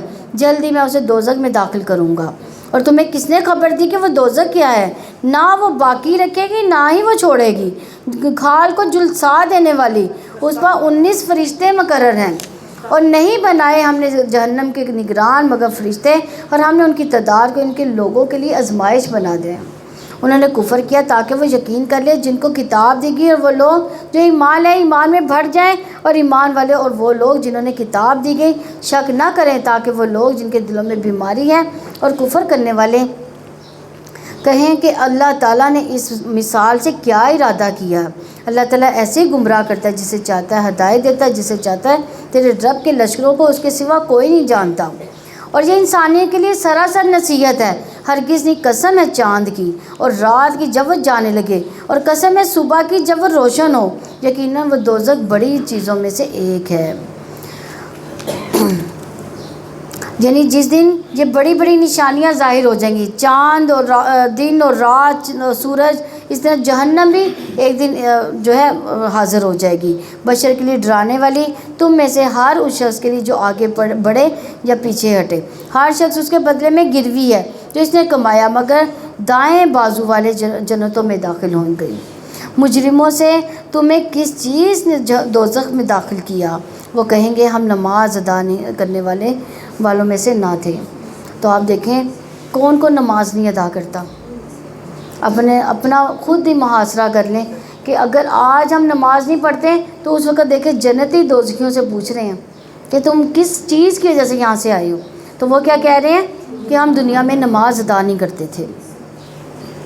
یعنی نماز کو ضائع کرنا کتنا بڑا گناہ ہے۔ اور ہم مسکین کو کھانا نہیں کھلاتے تھے، یعنی دوسرا کون سی بڑی بات ہے کہ مسکین کو کھانا نہیں کھلاتے تھے۔ ہم فضول بحث کرنے والوں کے ساتھ فضول بحث کرتے تھے، یعنی خوش گپیوں میں مصروف رہتے تھے، ایک دوسرے کو تنبیہ کرتے تھے اور فضول باتیں کرتے تھے جن کا کوئی اس کا لبے لباب نہیں ہوتا تھا۔ اور ہم جزا کے دن کو جھٹلاتے تھے، حتیٰ کہ ہم پر موت آ گئی، چنانچہ سفارش کرنے والوں کی سفارش ان کو کوئی نفع نہ دے گی۔ تو انہیں کیا ہے کہ وہ نصیحت سے منہ موڑنے والے ہیں، گویا کہ وہ بتکنے والی جنگلی گدھے ہیں جو شیر سے بھاگے ہوئے ہیں۔ یعنی کبھی آپ نے کسی مووی میں دیکھا ہوگا کہ وہ کوئی ایسے ہوتا ہے، شیر ہوتا ہے جدھر بھاگ رہا ہوتا ہے، یعنی اندھا دھند بھاگ رہا ہوتا ہے وہ، تو اس کی مثال بیان کی گئی ہے۔ بلکہ ان میں سے ہر آدمی چاہتا ہے کہ اسے کھلے ہوئے صحیفے دیے جائیں، ہرگز نہیں، بلکہ یہ آخرت کا خوف نہیں رکھتے ہیں، ہرگز نہیں، بلا شبہ یہ تو ایک نصیحت ہے، تو جو چاہے اس سے نصیحت حاصل کرے، اور وہ نصیحت حاصل نہیں کریں گے مگر یہ کہ اللہ تعالیٰ چاہے وہی اس کا اہل ہے اور اس سے ڈرا جائے، وہی اس کا اہل ہے کہ بخش دے۔ یعنی تو ایمان خوف اور امید کے درمیان ہے، یعنی جو اللہ سے جتنا ڈرتا ہے اتنا ہی معزز ہوتا ہے، یہ کامیابی پانے کا ذریعہ بھی ہے، اور اللہ کے خوف سے بہنے والے آنسوں کی بڑی فضیلت ہے۔ نبی صلی اللہ علیہ وسلم نے فرمایا اللہ تعالیٰ کے نزدیک 2 قطروں 2 نشانوں سے زیادہ کوئی چیز محبوب نہیں ہے۔ ایک وہ قطرہ جو اللہ کے خوف سے آنسو نکلتے ہیں آنکھوں سے، دوسرا وہ خون کا قطرہ جو اللہ کی راہ میں نکلتا ہے۔ ہم دنیا کے لیے تو بہت روتے ہیں لیکن اللہ تعالیٰ سے بہت کم ڈرتے ہیں، بہت کم روتے ہیں، اور اپنے رونے کو یعنی بس اللہ سے ڈر سے رونا چاہیے، اور جو میں نے جو کوئی غلطی کی ہے اس پر اللہ تعالیٰ سے معافی مانگ کے اور رو کے اللہ تعالیٰ سے دعا مانگے تو اللہ تعالیٰ ہمیں معاف کر دینے والا ہے۔ سورہ قیامہ مکی ہے، اس میں 40 آیات 2 رکوع ہیں۔ اللہ تعالیٰ کے نام سے جو وسیع رحمت والا نہایت رحم والا ہے، میں قسم کھاتا ہوں قیامت کے دن کی، اور میں قسم کھاتا ہوں بہت ملامت کرنے والے نفس کی۔ یعنی قسم کیوں کھاتے ہیں؟ اللہ تعالیٰ کی اس چیز کی دلیل بناتے ہیں کہ گواہ لاتے ہیں. یہ قسم ایک گواہ کے طور پہ آتی ہے کہ انسان کے اندر جو نفس ہے ملامت کرنے والا بھی ہے. اور کوئی بدلے کے دن اور قیامت تو ہے ہی بدلے کا دن. اور کیا انسان یہ سمجھتا ہے کہ ہم اس کی ہڈیاں ہرگز جمع نہ کریں گے؟ کیوں نہیں، ہم اس پر قادر ہیں اور اس کی پور پور تک درست کر دیں گے. بلکہ انسان یہ ارادہ رکھتا ہے کہ وہ آئندہ بھی نافرمانی ہی کرتا رہے گا. وہ پوچھتا ہے کب ہوگا قیامت کا دن. پھر جب انہیں آنکھیں ان کی پتھرا جائیں گی اور چاند گہنا جائے گا، سورج اور چاند کو جمع کر دیا جائے گا، اس دن انسان کہے گا بھاگنے کی جگہ کہاں ہے؟ ہرگز نہیں، کوئی پناہ کی جگہ نہیں. اس دن تیرے رب کے پاس ہی ٹھہرنے کی جگہ ہے. یعنی بہتر ہے کہ انسان دنیا میں ہی اپنے رب کی طرف دوڑ لگا دے. اس انسان کو بتایا جائے گا کہ جو کچھ اس نے آگے بھیجا، جو اس نے پیچھے چھوڑا. بلکہ انسان اپنے آپ کو خوب دیکھنے والا ہے. اگرچہ وہ اپنی معذرتیں پیش کریں، یعنی آپ اپنی زبان کو اس کے ساتھ حرکت نہ دے کے اس میں جلدی کریں. یعنی مطلب یہ کہ حصول علم کے لیے صبر سے کام لیں، جلدی جلدی زبان کو نہیں چلانا چاہیے. یقیناً اس کا جمع کرنا، اس کا پڑھانا ہمارے ذمہ ہے. تو جب ہم اس کو پڑھ چکے تو آپ ان کے پڑھنے کی پیروی کرو، اور پھر ہم ہی پر ہے اس کا بیان کرنا بھی. یعنی نبی صلی اللہ علیہ وسلم کیوں بار بار وہ جلدی سے زبان کو چلاتے تھے کہ کہیں جبریل علیہ السلام جو وحی نازل کر رہے ہیں وہ مجھے بعد میں بھول نہ جائے. تو اللہ تعالیٰ کیا کہتے ہیں کہ ہم ہی اس کا بیان کرنا بھی ہم پر ہے. ہرگز نہیں، بلکہ تم جلد حاصل کرنے والی دنیا سے محبت رکھتے ہو. بعض کا انسان قرآن جلدی جلدی پڑھتا ہے، نیکی یا دین کا کام، نماز جلدی جلدی کیوں پڑھتا ہے؟ تو یہاں پر اس چیز کی طرف اشارہ کیا گیا کہ تم جلدی حاصل کرنے والی چیز یعنی دنیا کو چاہتے ہو. اس کا تعلق نبی صلی اللہ علیہ وسلم سے نہیں کہ وہ اس لیے جلد پڑھ رہے ہیں کہ آپ جو کچھ کرتے تھے اور آپ کو جس چیز سے روکا گیا اس میں ہمارے لیے ایک سبق ہوتا ہے. آپ تو اس لیے جلدی پڑھتے تھے کہ کہیں بھول نہ جائے، پہنچانے میں کوئی کمی نہ رہ جائے. لیکن ہم لوگ نماز جلدی جلدی کیوں پڑھتے ہیں؟ دنیا کے کاموں کے لیے. یعنی ہم دنیا کے لیے یہ سارا کچھ کر رہے ہوتے ہیں، اور تم آخرت کو چھوڑ دیتے ہو. بات چہرے اس دن تر و تازہ ہوں گے، اپنے رب کی طرف دیکھنے والے ہوں گے. یعنی قیامت کے دن ایمان والوں کے لیے اللہ تعالیٰ کا دیدار ہوگا. اللہ تعالیٰ ان سے بات کریں گے، ان کے سامنے ہنسیں گے، جسے دیکھ کر وہ سجدے میں گر جائیں گے. اللہ کو ہر مومن تنہا بھی دیکھ پائے گا، اور اللہ تعالیٰ کو دیکھنے میں کوئی چیز حائل نہ ہوگی. پھر جنت میں اللہ تعالیٰ کا دیدار ہوگا. تو اللہ تعالیٰ کا دیدار پانے کے لیے انسان کو عمل کرنا چاہیے. اللہ تعالیٰ ہم سب کو اپنا دیدار نصیب فرمائے. اور کچھ چہرے اس دن بگڑے ہوئے ہوں گے، گمان کر رہے ہوں گے کہ اس کے ساتھ کمر توڑ معاملہ کیا جائے گا. ہرگز نہیں، جب جان ہنسلیوں تک پہنچ جائے گی کہا جائے گا کون ہے دم کرنے والا. یعنی یاد رکھیے عام بیماریوں میں دم جھاڑ فائدہ دیتا ہے، اور یہ جائز بھی ہے. نبی صلی اللہ علیہ وسلم کے بارے میں حضرت عائشہ رضی اللہ عنہ کہتی ہیں کہ آپ مجھے نظر بد سے دم کرانے کا حکم دیتے ہیں. تو اس سے یہ بھی پتہ چلتا ہے کہ خود بھی دم کیا جا سکتا ہے اور کسی سے بھی کروایا بھی جا سکتا ہے. اور جس کو دم کرنا آتا ہے اس کے لیے نبی صلی اللہ علیہ وسلم نے فرمایا کہ تم میں سے جو شخص اپنے بھائی کو فائدہ پہنچا سکتا ہے تو اس کو ایسا کرنا چاہیے، کیونکہ بہت مجبور اور پریشان انسان ہوتا ہے، اس کی مدد کی جا سکتی ہے. لیکن دم کون سا ہونا چاہیے؟ جو حدیث کے مطابق ثابت ہو، جو نبی صلی اللہ علیہ وسلم کی تعلیمات سے پتہ چل رہا ہو کہ یہ دم ہے. نبی صلی اللہ علیہ وسلم خود بھی دم کیا کرتے تھے. رات کو اپنے ہاتھوں پر موضوعات پڑھ کر اپنے جسم پر پھیر لیتے تھے ہاتھ. کیسے؟ یعنی ہاتھوں پہ پھونک مار کے وہ پورے جسم پر مار لیتے تھے. جب بیمار پڑتے ہیں تو حضرت عائشہ رضی اللہ عنہ کہتی ہے کہ آپ اپنے اوپر دم کر لیتے تھے، یعنی بیماری میں، اور ویسے بھی روزانہ رات کو بھی پڑھتے تھے. ویسے یہ صبح کی نماز اور شام رات کی نماز کے بعد بھی کر سکتے ہیں. 3 دفعہ پڑھنا افضل ہے یہ. اور وہ یقین کرے گا یقیناً اب جدائی کا وقت ہے اور پنڈلی سے پنڈلی جڑ جائے گی. اس دن تیرے رب کی طرف روانگی ہے، یعنی واپسی کا دن. موت کی جان کرنے کے بعد، جان نکالنے کے بعد پھر واپس. نہ اس نے سچ مانا، نہ نماز پڑھی، بلکہ اس نے جھٹلایا اور منہ پھیرا. پھر اکڑتا ہوا اپنے گھر والوں کی طرف چلا گیا. تیرے لیے یہی لائق ہے، پھر یہی لائق ہے، پھر تیرے لیے یہی لائق ہے، پھر یہی لائق ہے. کیا انسان یہ گمان کرتا ہے کہ اسے یوں ہی بغیر پوچھے چھوڑ دیا جائے گا؟ کیا وہ منی کو کا قطرہ نہ تھا جو گرایا جاتا تھا. یعنی انسان کو اپنی تخلیق پر غور کرنا چاہیے. پھر وہ جمع ہوا، خون بنا، پھر اس نے پیدا کیا، پھر درست بنا دیا، پھر اس نے اس سے مرد اور عورت کی 2 قسمیں بنائی. کیا وہ اس پر قادر نہیں کہ وہ مردوں کو زندہ کرے؟ سورہ دہر مکی ہے، اس میں 31 آیات اور 2 رکوع ہیں. اللہ تعالیٰ کے نام سے جو وسیع رحمت والا نہایت رحم والا ہے. کیا انسان پر زمانے میں سے کوئی وقت ایسا بھی آیا جب وہ قابل ذکر چیز ہی نہ تھا؟ یعنی جب سے روح پیدا ہوئی انسان کے جسم کب ملے اور ہوش کب آئی ہمیں نہیں پتہ. یعنی ہمارا پہلے جسم روح میں نہیں تھا، بے جان جسم تھا. پھر جب روح اس میں ڈالی گئی تب بھی ہمیں پتہ نہیں چلا. جب ہوش آئی تب پتہ چلا کہ اچھا ہم تو انسان ہیں، ہم تو جیتے جاگتے ہیں. یعنی بچپن میں ہمیں کوئی ہوش نہیں تھی. اور ہم نے انسان کو بلا شبہ ایک مخلوق نقطے سے پیدا کیا تاکہ ہمیں اسے آزمائے. سو ہم نے اس کو خوب سننے والا، خوب دیکھنے والا بنایا. یعنی انسان کو دوسری مخلوقات کی طرح نہیں پیدا کیا، بلکہ ایک اس کے لیے یہ دنیا ایک امتحان گاہ بنا دی. بلا شبہ ہم نے اس کو راستہ دکھا دیا، خواہ وہ شکر کرنے والا ہو یا ناشکرا. یقیناً ہم نے کافروں کے لیے زنجیریں اور توق اور بھڑکتی ہوئی آگ تیار کر رکھی ہے. یعنی قیامت کے دن کافر کی ایک داڑھ احد پہاڑ کی طرح ہوگی اور کھال کی چوڑائی 70 گز ہوگی. اتنا موٹا ہو جائے گا، ایک ران ورکان کے پہاڑ کے برابر ہوگی. اور جہنم میں اس کے بیٹھنے کی جگہ آپ نے فرمایا کہ میرے اور بضع کے درمیانی فاصلے جتنی ہوگی جو مدینہ سے 170 کلومیٹر کے فاصلے پر ہے. اس سے آپ اندازہ لگائیں کہ ایک جہنمی کتنا موٹا ہو جائے گا، کتنا بڑا ہوگا. کتنا بڑا ہوگا، اتنی بڑی سزا بھی اور بھی زیادہ. یعنی جتنا جسم بھاری ہوگا اتنی بڑی بھی سزا بھی. یقیناً نیک لوگ ایسے ساگر سے پئیں گے جس میں کافور کی آمیزش ہوگی.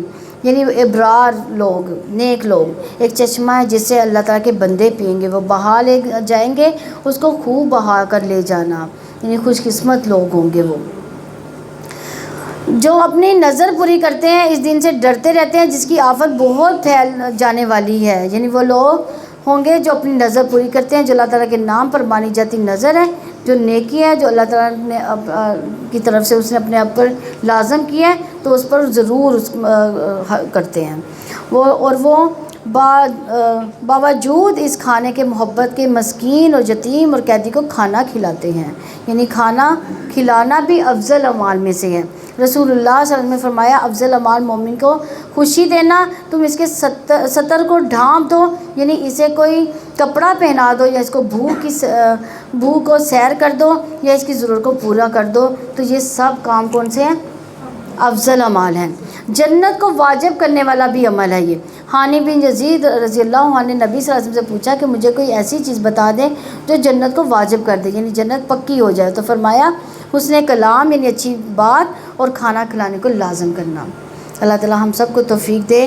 حمزہ بن سہیب کہتے ہیں کہ عمر رضی اللہ عنہ نے سہیب سے کہا کہ تم نے کھانے کے معاملے میں اسراف کی خصلت ہے. تو انہوں نے کہا کہ یقیناً میں نے رسول اللہ صلی اللہ علیہ وسلم کو یہ فرماتے سنا کہ تم میں سے بہترین وہ ہے جو کھانا کھلانے والے ہیں. یعنی کہ مہمان نوازی بھی کرتے ہیں، ویسے بھی کھلاتے ہیں، یعنی ہر طریقے سے جو کھلانے کا طریقہ ہو سکتا ہے. تو یہ اسراف میں نہیں آتا، یعنی اس میں مال خرچ کرنا الا یہ کہ ضائع کیا جائے، ضائع نہیں ہوگا. پھر اللہ تعالیٰ ایک کھجور کو، ایک لقمے کو اس طرح بڑھاتا ہے جیسے کہ تم میں سے کوئی آدمی اپنے گھوڑے کے بچڑے کو پڑھاتا ہے. یعنی اس کو پالتا ہے، بڑا کرتا ہے، یہاں تک کہ ایک لقمہ جو آپ کسی کو کھلاتے ہیں وہ اجر و ثواب میں احد پہاڑ کے برابر ہے. احد پہاڑ کسی نے دیکھا ہو اگر تو مدینہ کے آس پاس احد پہاڑ ہی نظر آتا ہے. اتنا بڑا پہاڑ ہے یہ، اور اتنا بڑا اجر و ثواب کہ اس کے لیے غریب اور مسکین اور یتیم کو تو کھانا ہی ہے، کھلانا ہی ہے. آپ کے مال میں سے جو بھی کوئی کھاتا ہے اس کا اجر آپ کو ملتا رہتا ہے. اور یقیناً ہم صرف اللہ تعالیٰ کی رضا کے لیے تمہیں کھلاتے ہیں اور نہ تم سے کوئی بدلہ چاہتے ہیں اور نہ ہی شکر. یعنی ان کا بدلہ اور تعریف ان سے نہیں چاہتے، نہ ہی اس کے شکریہ چاہتے ہیں. کھانا کھلایا تو یہ نہیں دل میں سوچا کہ یہ میرا شکریہ بھی ادا کرے. اور اس سے یہ بھی ایک پتہ چلتا ہے کہ اگر بعض کا ہم کسی کی مدد کرتے ہیں تو ہم کیا کہتے ہیں، وہ ہمارا بڑا وہ ممنوع ہوتا ہے کہ جی آپ نے میری مدد کی ہے، تو ہم کیا کہتے ہیں کوئی بات نہیں، تم نا بس ہمارے لیے دعا کر دینا، یہ بھی کہتے ہیں نا. تو یہ بھی جو ہے دنیا میں صلہ چاہنے کے برابر ہے. ایسا بھی نہیں کہنا چاہیے. صلہ کس سے لینا ہم نے؟ اللہ کی ذات سے لینا، اس بندے سے نہیں لینا۔ اس کی ہم نے کس لیے مدد کی ہے؟ اللہ کی رضا کے لیے کی ہے، اس کی رضا کے لیے نہیں مدد کی۔ اگر آپ نے اس کی رضا کے لیے مدد کی ہے تو آپ نے نیکی ختم کر لی اپنی۔ ہم نے اللہ کی رضا کے لیے نیکی کی ہے تو اجر بھی اللہ سے طلب کرنا ہے۔ بے شک ہم اپنے رب سے اس دن کا خوف رکھتے ہیں جو سخت منہ چڑھانے والا، تیوری چڑھانے والا ہوگا۔ چنانچہ اللہ تعالیٰ نے اس دن کی مصیبت سے انہیں بچایا اور انہیں تازگی اور خوشی عطا فرمائی۔ یعنی دنیا میں جو خیر بانٹنے والے ہوتے ہیں ان کے چہرے فریش ہوتے ہیں، کھلے ہوئے ہوتے ہیں، تو یہی فریشنس قیامت کے دن بھی ہوگی۔ اور اس کی وجہ سے جو انہوں نے صبر کیا بدلے میں انہیں جنت اور ریشم دیا۔ یعنی آپ دیکھیں کہ آج کل ذرا سا موسم ٹھنڈ کا ہو جاتا ہے تو ہم کہتے ہیں کہ سردی ہو گئی، اور ذرا سی دھوپ نکل آتی ہے تو کیا ہو جاتا ہے، پھر ساتھ ہی گرمی ہو جاتی ہے۔ لیکن جنت میں کیا ہوگا؟ بالکل اعتدال والا موسم ہوگا، نہ گرمی ہوگی نہ سردی، اتنا معتدل موسم ہوگا۔ وہاں وہ تختوں پر تکیے لگائے ہوئے ہوں گے، نہ اس میں وہ شدید دھوپ دیکھیں گے نہ ہی یک سردی، اور جنت کے سائے ان پر جھکے ہوں گے، ان کے خوشے ان کے بالکل تابع کر دیے جائیں گے، خوب تابع کر دیا جانا۔ یعنی بڑے بڑے درخت، لمبے لمبے سائے، درخت کے درختوں کے تنے سونے کے ہوں گے، موتی اور سونے کی جڑیں ہوں گی، اور ان پر چاندی کے برتن اور شیشے کے ساغر پھیرائے جائیں گے، اور ان پر چاندی کے برتن پیالے پھیرائے جائیں گے جو شیشے کے ہوں گے، شیشہ بھی چاندی سے بنا ہوگا۔ انہوں نے اس کا اندازہ رکھا ہے، خوب اندازہ رکھنا۔ اور انہیں درخت میں اور انہیں جنت میں ایسے جام پلائے جائیں گے جس میں سونڈ کی آمیزش ہوگی۔ اس میں ایک چشمہ ہے جس کا نام سلسبیل رکھا گیا، اور اس کے آس پار کمسن لڑکے آتے جاتے ہوں گے جو ہمیشہ لڑکے ہی رہنے والے ہوں گے۔ جب آپ انہیں دیکھیں گے تو سمجھیں گے بکھرے ہوئے موتی ہیں۔ کون؟ وہ جو لڑکے جو ہمارے خدمت گار رکھے جائیں گے انشاءاللہ۔ اتنی زبردست سروس ان کی ہوگی۔ عبداللہ بن عمر رضی اللہ عنہ کہتے ہیں کہ کم تر درجے کا جنتی وہ ہے جس کے لیے 1000 خادم بھاگ دوڑ کر رہے ہوں گے، اور 1000 سروس کرنے والے ہر خادم ایسے کام پر مامور ہوگا جس میں اس کا کوئی ساتھی نہ ہوگا، ہر ایک الگ الگ آپ کے لیے کام کرے گا، تو کسی بھی چیز کا انتظار کرنا نہیں پڑے گا۔ یعنی یہاں پہ آپ دیکھیں اگر ہم کسی شادی میں بھی جائیں کتنے زیادہ ویٹر ہوتے ہیں، لیکن پھر بھی ہمیں کیا کرنا پڑتا ہے؟ انتظار کرنا پڑتا ہے بعض کا۔ تو لیکن وہاں پہ اتنے خادم ہوں گے کسی کو بھی انتظار کرنے کی ضرورت نہیں پڑے گی۔ اور جب آپ دیکھیں گے کہ وہاں بڑی نعمت عظیم بادشاہت آپ دیکھیں گے، ان پر سبز باریک اور دبیز ریشم کے کپڑے ہوں گے، اور انہیں چاندی کے کنگن پہنائے جائیں گے، ان پر رب انہیں پاکیزہ شراب پلائے گا۔ یعنی وہ کیسی شراب ہوگی جنتیوں کی کہ اسے کوئی بھی ان میں کوئی سر درد نہیں ہوگا، کوئی بھاری پن نہیں ہوگا۔ بلا شبہ یہی تمہارے لیے ہمیشہ کا بدلہ ہے، تمہاری کوشش ہمیشہ کے لیے قابل قدر ہے۔ یعنی یہ کوئی معمولی نیکی کی قدر کرنے والے نہیں۔ رسول اللہ صلی اللہ علیہ وسلم نے فرمایا جس نے مسلمانوں کے راستے سے ایسی چیز ہٹا دی جو انہیں تکلیف پہنچاتی ہو تو اللہ اس کے لیے نیکی لکھ دیتا ہے۔ جس کے لیے اللہ نیکی لکھ دے تو اس کی وجہ سے اسے جنت میں داخلہ مل جائے گا۔ یقیناً ہم ہی نے آپ پر قرآن اتارا، تھوڑا تھوڑا کر کے اتارنا۔ چنانچہ اپنے رب کے فیصلے تک صبر کرو، ان میں سے کسی گناہ گار یا ناشکرے کی بات نہ مانو، اور اپنے رب کا نام صبح شام یاد کیا کرو، اور رات کے کچھ حصے میں اس کے لیے سجدہ کرو، اور لمبی رات تک اس کی تسبیح بیان کیا کرو۔ بے شک یہ لوگ جلدی ملنے والی چیز سے محبت رکھتے ہیں، ایک بھاری دن کو اپنے پیچھے چھوڑ دیتے ہیں، اور ہم نے انہیں پیدا کیا اور ہم ہی نے ان کے جوڑ بند مضبوط باندھے، اور ہم جب چاہیں گے بدل کر ان جیسے لوگ لے آئیں گے، بدل کر لانا۔ بلا شبہ یہ تو ایک نصیحت ہے، جو چاہے اپنے رب کی طرف جانے والا راستہ بنا لے۔ یعنی اللہ نے راہیں دکھا دی، اب جو چاہے پیروی کر لو، اور تم نہیں چاہتے مگر یہ کہ اللہ تعالیٰ چاہے۔ بلا شبہ اللہ تعالیٰ ہمیشہ سے سب کچھ جاننے والا کمال حکمت والا ہے، وہ جسے چاہتا اپنی رحمت میں داخل کرتا ہے۔ ظالموں کے لیے اس نے دردناک عذاب تیار کر رکھا ہے۔ سورہ مرسلات مکی ہے، اس میں 50 آیات 2 رکوع ہیں۔ اللہ تعالیٰ کے نام سے جو وسیع رحمت والا نہایت رحم والا ہے۔ نبی صلی اللہ علیہ وسلم اس سورہ مرسلات کو مغرب کی نماز میں پڑھا کرتے تھے۔ قسم ہے ان ہواؤں کی جو معروف معمول کے مطابق بھیجی جاتی ہیں، پھر ان کی جو طوفان بن کر تیز چلنے والے ہیں، ان کی جو بادلوں کو پھیلا دینے والی ہیں، خوب پھیلانا، پھر ان کو جو پھاڑ کر جدا کر دینے والی ہیں، پھاڑ کر جدا کرنا، پھر ان کی جو اللہ کی یاد ڈالنے والی ہیں، عذر کے لیے یا ڈرانے کے لیے۔ یعنی ایک ہوا جو ہمیں نظر آتی ہے کیا کچھ کر جاتی ہے، کیسی کیسی قوت ہے اللہ تعالیٰ نے اس میں رکھی ہے. تو اس کے لیے ہمارے لیے صبر بھی ہے، دلیل بھی ہے اس میں. بلا شبہ جس کا تم سے وعدہ کیا جاتا ہے وہ لازماً واقعہ ہونے والی ہے. پھر جب ستارے مٹا دیے جائیں گے اور جب آسمان کھولا جائے گا اور جب پہاڑ اڑا دیے جائیں گے، جب رسول اس وقت جمع کیے جائیں گے جو مقرر کیا گیا کس دن کے لیے مہلت دی گئی تھی، فیصلے کے دن کے لیے. اور تمہیں کس چیز نے معلوم کروایا کہ فیصلے کا دن کیا ہے؟ یعنی وہ دن ساری مخلوق کے فیصلے کا دن ہے، حتیٰ کہ بغیر سینگ والی بکری کا بدلہ سینگ والی بکری سے لیا جائے گا. سب سے پہلے امت محمد صلی اللہ علیہ وسلم کا حساب ہوگا. امت محمد میں سے بھی سب سے پہلے علماء، شہداء اور بہت زیادہ صدقہ خیرات کرنے والے، یعنی جو آگے آگے کے لوگ ہوں گے، ان کا حساب پہلے ہوگا. بہت ڈرنے کی بات ہے، قتل کے مقدمے پیش ہوں گے، نمازوں کا حساب کتاب ہوگا.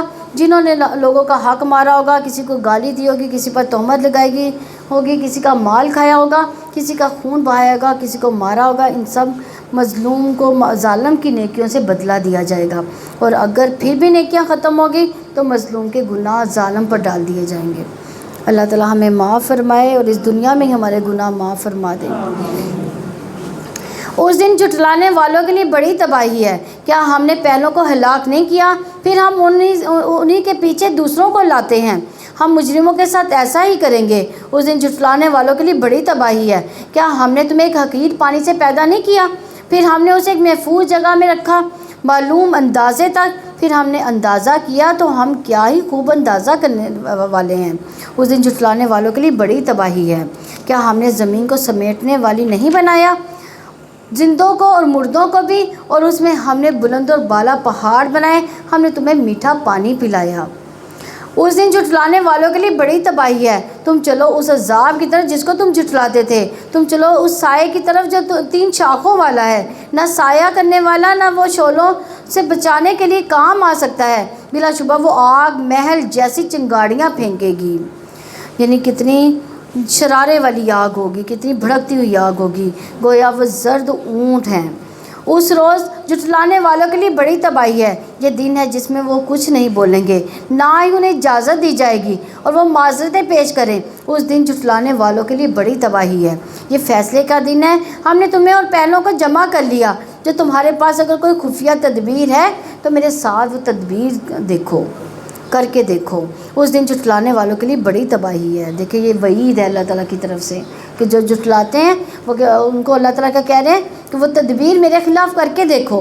بلا شبہ متقی لوگ سایوں میں، چشموں میں ہوں گے، ان پھلوں میں جن کی وہ خواہش کریں گے. یعنی دنیا میں عیش و عشرت کرنے والے کو یہ تنبیہ کی جا رہی ہے کہ آخرت کو بھول کر دنیا کے مزوں میں لگے ہوئے ہوں تو یہ صرف چند دن کے ہیں. آگے جو ملے گا وہ لازوال ہوگا. مزے سے کھاؤ اور پیو ان نیک اعمال کے بدلے میں جو تم کیا کرتے تھے. بلا شبہ ہم نیک لوگوں کو ایسا ہی بدلہ دیتے ہیں. اس دن جھٹلانے والوں کے لیے بڑی تباہی ہے. سو تم تھوڑا سا کھا لو، فائدہ اٹھا لو، بلا شبہ تم ہی مجرم ہو. اس دن جھٹلانے والوں کے لیے بڑی تباہی ہے. اور جب اس سے کہا جائے گا جھک جاؤ تو وہ نہیں جھکتے. اس دن جھٹلانے والوں کے لیے بڑی تباہی ہے. پھر اس کے بعد وہ کس کلام پر ایمان لائیں گے؟ اللہ تعالیٰ ہمیں دوزخ کے عذاب سے محفوظ فرمائے، ہمیں اس دنیا میں ہی ہماری مغفرت کر دے. اللہ تعالیٰ ہمیں اس قرآن کی سمجھ بوجھ عطا فرمائے، ہمیں اس پر عمل کرنے والا بنا دے، اس کو پڑھنے پڑھانے والا بنا دے. ہمیں نمازیں پڑھنی آسان فرما دے، نوافل پڑھنا آسان فرما دے. ہمارے راتوں کے قیام اللہ تعالیٰ آسان فرما دے. اور اس رمضان میں جو بھی ہم نے عبادتیں کی ہیں، ریاضتیں کی ہیں، اللہ تعالیٰ ان سب نمازوں کو، قرآن پڑھا سب قبول فرما لے. اور ہم سے جو نیکیاں رہ گئی ہیں، جو چند دن باقی رہ گئے، اللہ تعالیٰ ہم سے وہ نیکیاں کروا لے. ہمیں دنیا کی بھی بھلائیاں عطا فرما دے اور آخرت کی بھی بھلائیاں عطا فرما دے. ہمیں پل صراط پر چلنا آسان فرما دے. اللہ تعالیٰ ہمیں اپنی محبت والے کام کرنے کی توفیق عنایت فرما دے. ایسے کام ہم دنیا میں کر جائیں جسے ہم اللہ تعالیٰ کی محبت حاصل کر لیں. اللہ تعالیٰ ہمیں اپنے ماں باپ کے لیے صدقہ جاریہ بننے کی توفیق عنایت فرمائے.